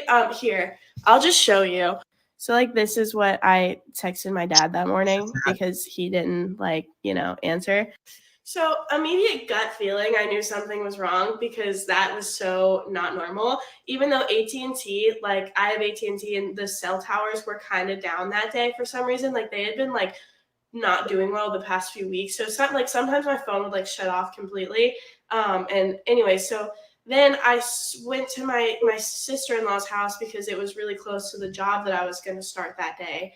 And then my uncle called me. And he was like, hey, Eva, we have some bad news. And I was like, he's dead, isn't he? And they were like, how did you know? And I was like, I just had a gut feeling. Did she kill him? And he was like, yeah, Ashley shot and killed him. And so I kind of just drove to my friend's house after that. And I sat down on his porch and all my friends were there. And I looked at them and was like, so Ashley killed my dad. And they were like, oh my God, what are we going to do with you? And I was like, I don't know. I don't have parents anymore. And then so... that's basically it. If you have any questions, drop them down below. I am 21 now and I'm doing all right. But if you ever need life advice, I've kind of experienced a lot and I actually only had $15 in my bank account when all this happened. And I've never taken a handout from anyone. And so I'm now living in this super tiny lavish studio and living through a recession. So I think I know a thing or two. But I'm doing okay. You should go buy Ghost Cowboy. That's this sweatshirt. All right. Bye guys. Okay, hold on. She comes back with one more. But essentially, Doug had not paid the dues for his life insurance for 3 months before he was killed. So when he died, there was no life insurance. And she had $15 in her checking account. All right, there's one more still.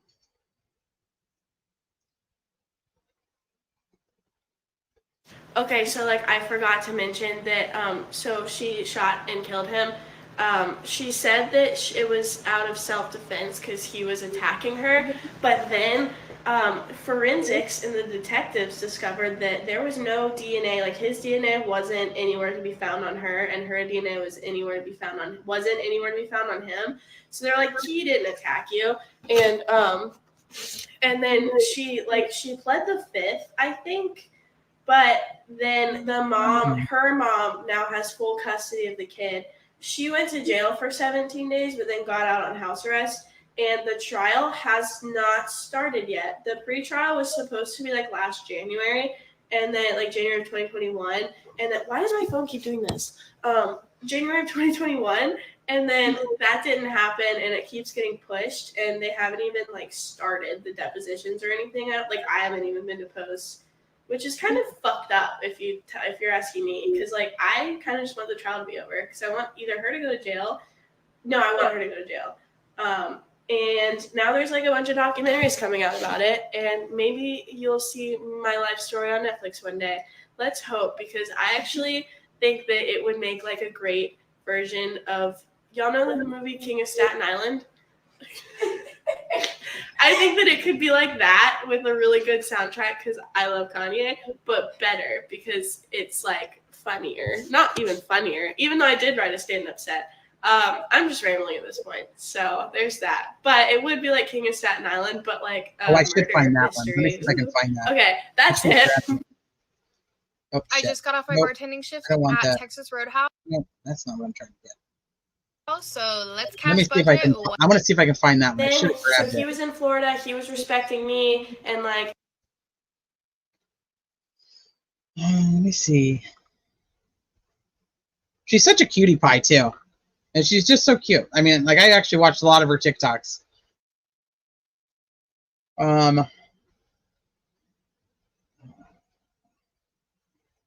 There's one that she actually tells the joke. It's so bad, but it just totally goes with her humor. I'm just gonna see if I can find it.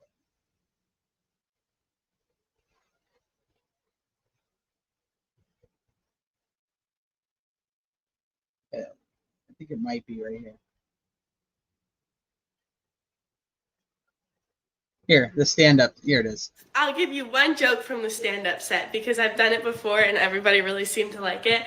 Otherwise, I'm just too You're shy just your to dark even humor. do the whole set. Anyways, so I'm here it is. Basically, my mom died when I was 15, and then my dad remarried a 23-year-old. And when I met her, I was like, cool, like why? Like, I mean, she's an ex-ballerina, ex-model, so she's kind of hot, but I don't really understand the hype. And then she started talking. And she has a lisp. And I was like, oh my God. I mean, like, no offense to the people with speech impediments, because I also had a speech impediment when I was little, but like, you're 23, get your shit together, get your lisp fixed. Like, it's really not that hard.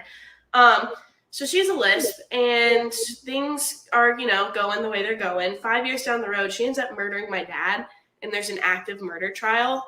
She's going to have to get up on stand in court, and she's going to have to testify. Thank you. Good night. I'll give you one. So bad. So bad. But I mean, like I said, she's very self-aware. She's very self-aware. I mean, that's impressive in itself.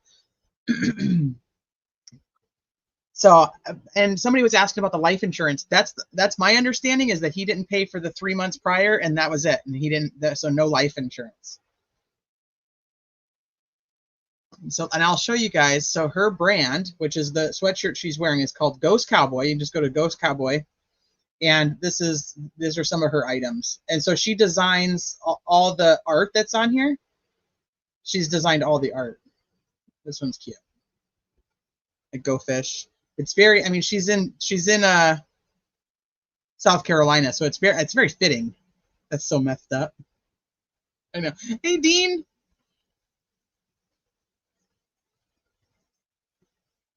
Let me see another one. It's like super cute stuff. So it's like beach but cowboy stuff. It all looks super comfortable too, and she shows a lot of it on her TikTok. I'll put the link or the website in here. No, there's regular t-shirts.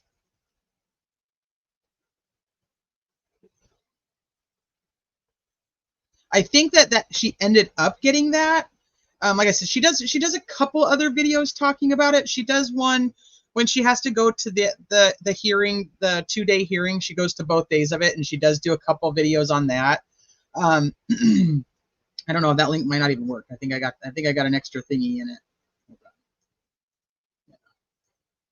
Let me do it again. Oh no, I guess it's doing that anyway. So hopefully it works. I don't know if it does, but if not, it's Ghost Cowboy, and I'll put it in the description afterward too. But it's like super cute stuff. She's got all kinds of stuff in here. Oh, I should have found the one. Let me see if she has One joke from the stand-up set, because I've done it before and everybody. Let me see if she has one with. So she has Sully now, the dog, and she does videos with Sully all the time too. Let's see if I can find one really quick.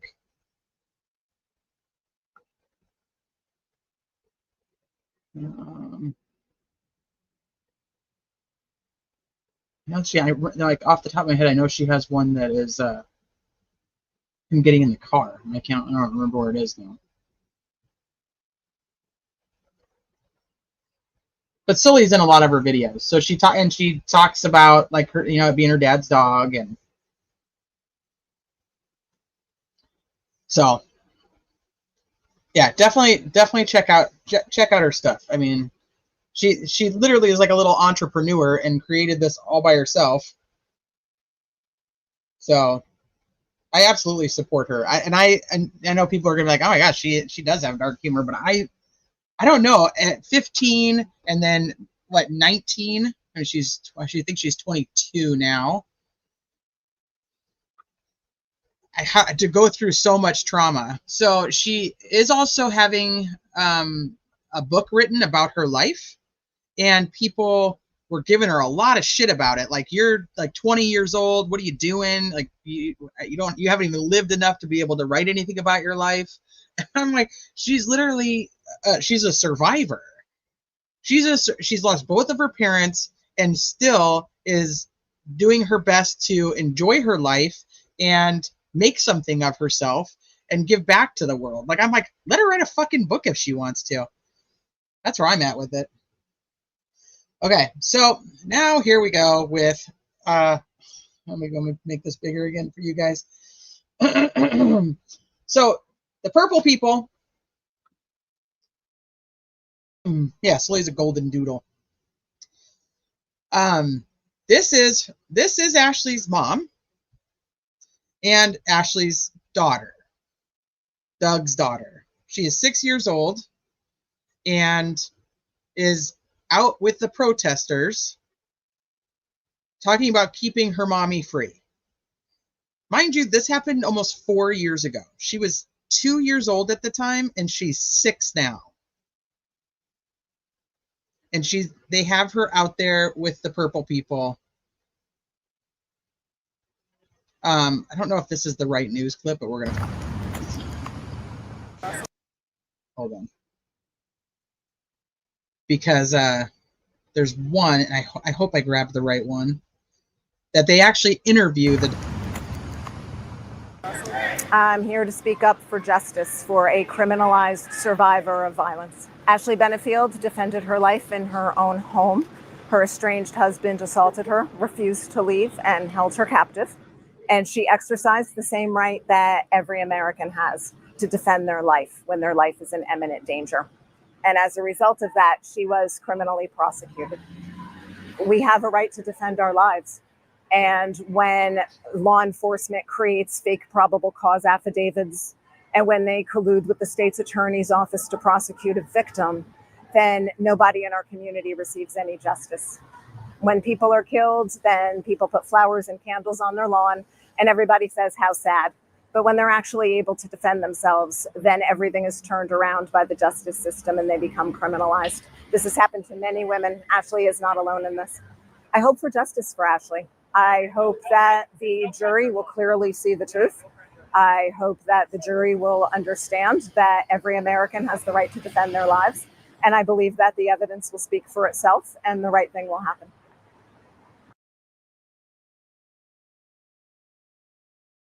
Dang it. So that was not the right clip. I'm going to see if I can find it really quick. But first, I'll find it when I play this. So this is Eva's response now to seeing her little sister that she doesn't get to talk to or see out there picketing about the woman who killed her father, their father. As much as I'm trying to clear my head before I have to go in a week and a half and testify in my father's murder trial, I was shown this article today about a woman who had a rally to support her because she shot and killed her husband. This is the article. It basically, y'all can probably find it. Well, there's a lot of things that I could say. I don't feel like saying them, honestly. I want to save my words, but there's two main points that I want to get at, which one, they show my father's other daughter that he had with this woman who shot and killed him, Emerson, and she is 6. This happened almost 4 years ago, so she was roughly 2 years old when her mother shot and killed my dad, our dad. Emerson had no idea she doesn't know what happened, and she has no idea what's going on now either. So I think that we should probably stop shoving cameras in 6-year-olds' faces when they have no idea what's going on. This is all just probably to taint the jury pool. The other point that I would like to make is there are signs saying that she is being punished for protecting herself, because this entire time she's claimed self-defense because my dad was attacking her. Now, I've looked at the evidence. I've seen the evidence pictures. I've heard everything I need to know. I've talked to all the detectives I need to talk to understand that my dad was not attacking her at the time that she shot him. She shot him from behind. One of the bullets went in through his rib cage. He was turned to the side. He was picking up another box. He was not attacking her. There wasn't a piece of evidence, or there wasn't any DNA of hers on my dad, and there was no DNA on my dad of hers. And then also, there was no bullet, there was no gunpowder residue on my father, meaning that she shot him from at least 6 feet away. As a woman who is adamant about women's rights, Ashley's making this a whole lot fucking harder for women who are actually in abusive relationships to get the help that they need. She cried wolf too many times, and then she killed my dad. She went to the court time and time again, and she lied to the point where there's an actual audio clip from one of the custody hearings that my dad and Ashley both attended, where the judge said that there is not one scintilla of evidence that proves Doug Benefield is guilty of any of Ashley's allegations against him.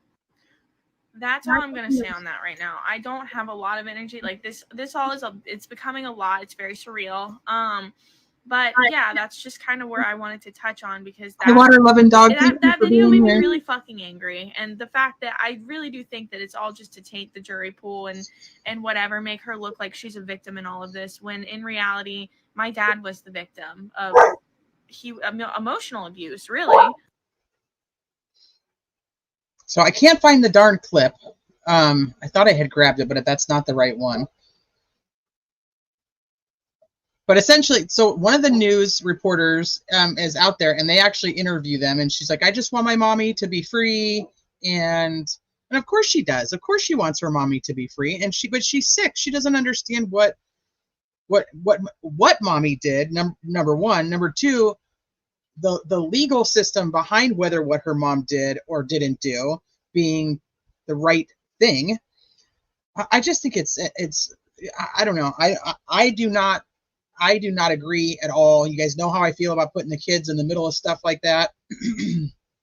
I don't think that this is I don't think this is where she should be. She doesn't have an understanding of what it is. And Erica said, Erica said that obviously we know that Eva is repeating what law enforcement told her. But the one thing I will say about Eva, though, is that she actually had to live it. She lived with the fighting, and she lived through some of these claims that were either true or not true. And so I do appreciate that part of it.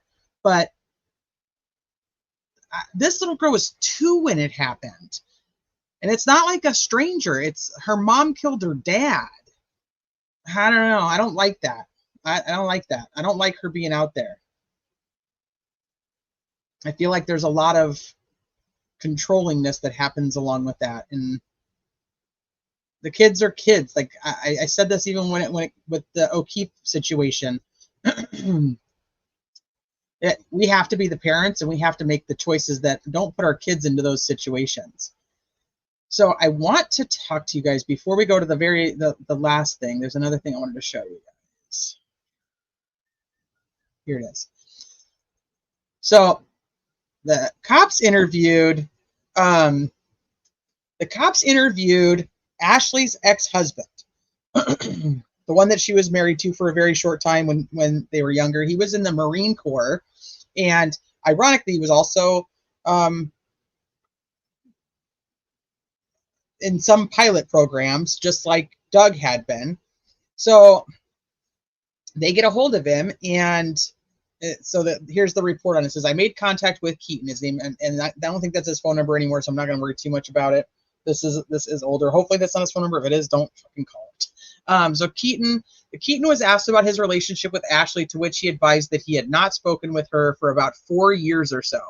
Keaton said that he had received a phone call from Paige, which I believe is Ashley's sister, about 4 months ago, and that they had advised that they were worried about Ashley and had been unable to reach her. Keaton explained that their relationship took place between 2012 and 2014. Keaton described Ashley as someone who was constantly searching for self-importance and needing someone to validate her. Keaton further said that she was impulsive and self-inflated. Keaton advised that their relationship came to an end when he discovered that she had been having an affair. Keaton explained that he is a former Marine and that he used to shoot competitively when they were together. During their relationship, Ashley would oftentimes accompany him to the range and would also shoot while there. But Keaton described her ability as amateur, however, explained that she was capable of using a firearm. Keaton was asked if there was ever any violence between them, and he said that on one occasion he could remember that Ashley had slapped him. Keaton went on to explain that Ashley would play the victim by telling him that he didn't care about her and other things of that nature. Keaton advised that during their brief marriage, they did seek the services of a counselor through the Marine Corps. Now, obviously, this is an ex-husband, so it's, take it for what you want, but he does say that she needed validation, and she needed, the constant of, you're the one, and that they actually their marriage ended because she had an affair. And we know that that the relationship between Doug and Ashley was obviously toxic, but she does show up when they're supposedly been working things out for almost a year, and she shows up with another man's engagement ring on her finger. So I just thought that one was pretty interesting too. So the last thing, which is, like I said, from now, because this was the emergency motion for the continuance, which was filed on Friday, on July 19th, so just a couple days ago. So jury selection is supposed to begin tomorrow, and he has put in an emergency motion for continuance. And so we could walk in tomorrow, judge could say, nope, sorry, we're moving forward. This has been years. You keep postponing it, with different reasons. But then the judge did say you can appeal if you want to. Where is my... It's this one. No wonder I can't find anything. Let's see which one it is. There's so many documents. So many documents. By the way, I've been watching this channel for a while, and I've never talked with anyone in chat. This is one of the coolest chat groups. I appreciate y'all here. I think these folks are pretty cool. I like them. I think I'll keep them around. Okay, so he says the case is set for trial on July 22nd. 2024, which is tomorrow. Ms. Benefield faces serious charges, including murder, which carry potential life-altering consequences. Recent rulings by this court have severely impaired Ms. Benefield's ability to present an effective defense. You guys know I'm all about effective defense. So I'm kind of torn here, but we're talking hours before trial is set to begin. And this judge is like, I just don't know if he's going to, I don't think he's going to be like, no, this is ridiculous. We're moving forward. An effective counsel violating her constitutional rights to a fair trial. To present a complete defense to compulsory processes for obtaining witnesses and to the effective assistance of counsel. Given the gravity of the charges and the constitutional implications of the court's recent rulings, a continuance is not merely warranted, but also necessary to safeguard Ms. Benefield's fundamental rights and the integrity of these proceedings. So here's your background. On July 16, 2024, 3 business days before the scheduled trial date, the court denied the defense's request for paralegal Jack O'Keefe to remain at the counsel table for trial. This denial was issued without providing any reasoning, leaving the defense team suddenly bereft of crucial assistance on the eve of trial. He does, and so Neil Taylor's her attorney, and he does say, like, I'm older, like some of this new stuff with the technology and stuff, I don't know it well. He can help me with this stuff. He can make the trial more efficient. He can make my defense more efficient. And you know, it's too complicated to not have him around, you know, like right next to me, essentially. Well, the judge isn't saying the guy can't be in the courtroom. He's just saying, like, he can't sit at the table with you. He's not an attorney. I don't know. I don't know if the guy's not doing anything. He's a paralegal. If he's not, I mean, it's not like he's going to be up there doing the cross examinations or anything. I don't know what the big deal is, but that, I don't know. The judge doesn't cite any reasoning to why he won't allow him to sit at the table. So now he's like, screw that. I'm going to go get an appeal. On July 17th, defense counsel moved for a stay of the proceedings to enable the pursuit of a writ of certiorari, I always say that one wrong, to the Second District Court of Appeal regarding the court's order denying Mr. O'Keefe's presence at counsel table. On July 19th, this court transmitted its order denying the defense's emergency request for a stay. Compounding these issues, on the eve of trial, this court issued an order granting a motion to, so this is a different situation that we didn't get too far into because I mean, we've been on here 4 hours already. I wasn't trying to stay 8 like we did for Karen Reed. So Vicky Mechanic is one of the defense witnesses, and the prosecutor filed a motion to quash and make it so she can't be there, and the judge approved it. So I don't want to get too far into that. We'll talk more about it tomorrow or Tuesday, depending on when the trial actually starts, thereby undermining Ms. Benefield's constitutional right to call witnesses on her behalf as provided in the 6th Amendment to the United States Constitution. Further exasperating the prejudice to Ms. Benefield, on July 19th, the state emailed the court objecting to defense's request for an HDMI connection for Mr. O'Keefe to connect his laptop to present the defense exhibits at trial. This objection, if sustained, would severely hamper Ms. Benefield's ability to efficiently and effectively present crucial evidence to the jury. He essentially wants him to be like the guy from Karen Reed's who sat at the little desk. All right, Dean, see you later. And so, but the prosecutor doesn't want to allow him to have an HDMI cable to be able to set all the like technology up. It's just silly. It's silly. Ms. Benefield's right to a fair trial and the ability to present a complete defense. The cumulative effect of these restrictions on the defense's team's resources and capabilities significantly impairs counsel's ability to provide effective assistance as guaranteed by the 6th Amendment. And here's the legal argument. I'm not going to go through all that.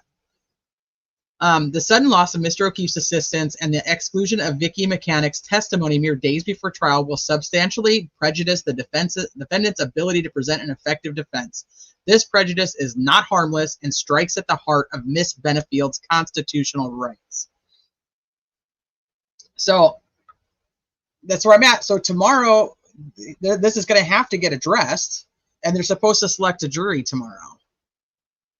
But like I said, we're going on 4 years. I don't see, this judge is kind of like, I just want to keep things going. I don't want to, you know, I don't want to keep delaying this. He's done. He kind of just wants to go.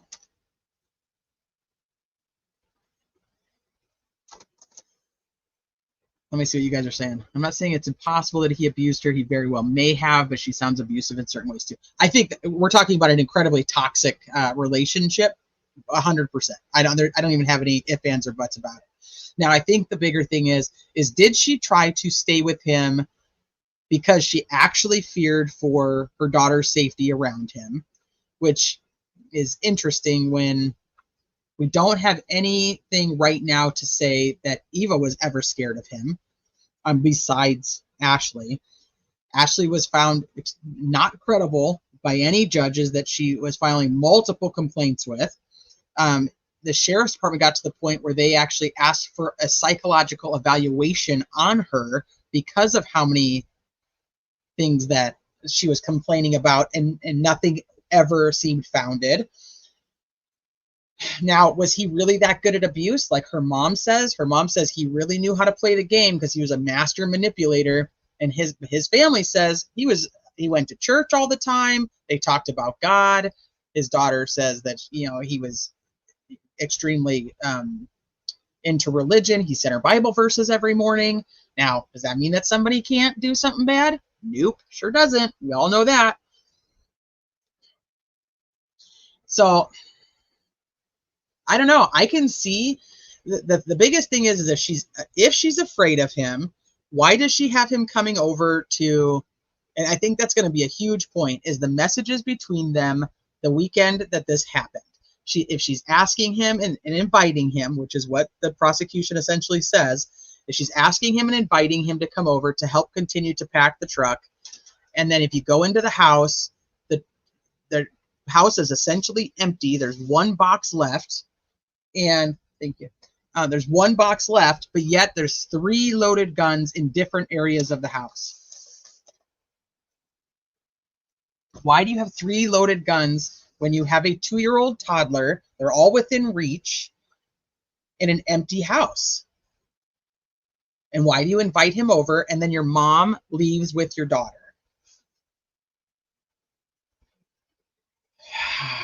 I don't know. There's something super fishy about that. So that doesn't make a lot of sense to me.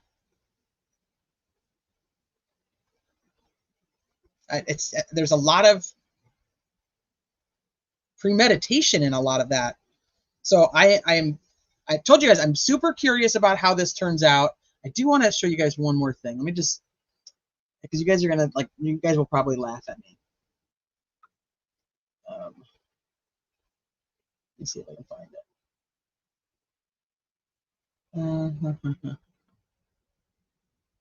I think this is a good shot. Let me see.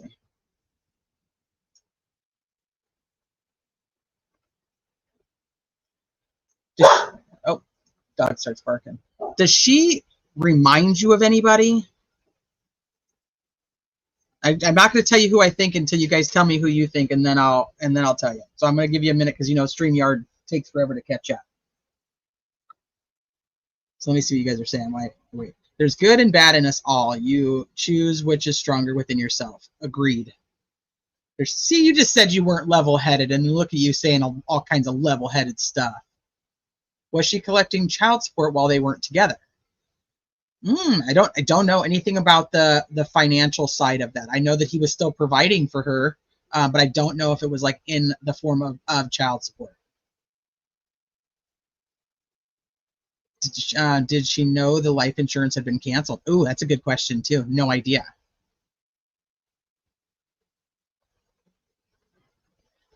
I don't think that her inviting him in is uncommon. I don't even think the getting back together is uncommon, but the having 3 loaded guns in an empty house with only a couple boxes left to load is very strange to me.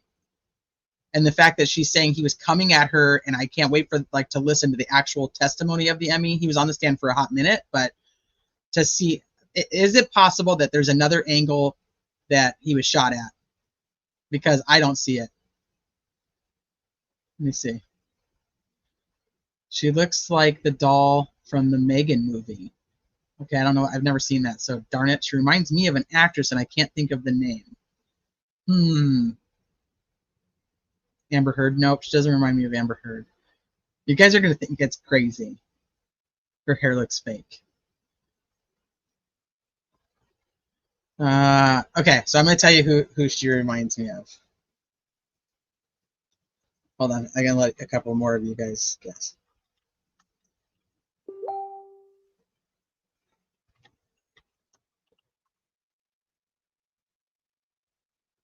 Let me see if I can find a picture of this person, and I'm going to see if I can see what you think. This might be a good one.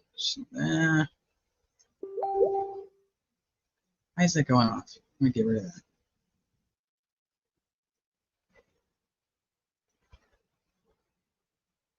All right, I'm gonna download this picture real quick so I can show it to you.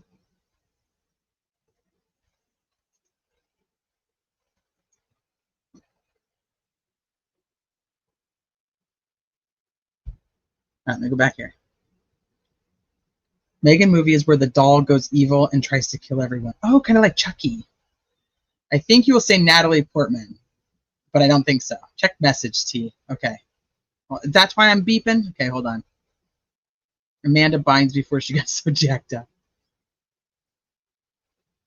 Check the dings, T. Okay, let me check the dings.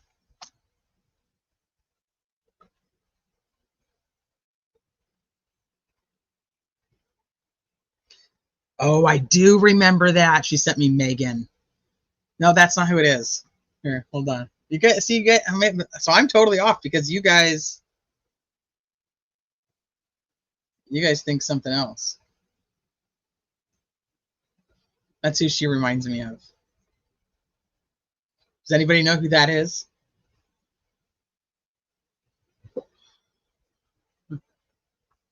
She reminds me of the woman I asked out once in the 90s. What was the document and why upset at Blue Eyes? What do you mean? Hold on. Okay, here's my question. Melanie Little did a live earlier today reading a document on the case. It was the defendant's position on a lot of things, a lot of outrage from women on DV, a lot of disappointment. I believe she probably read, if I had to guess, and I haven't watched it, so I don't know, I believe she read this stand your ground motion.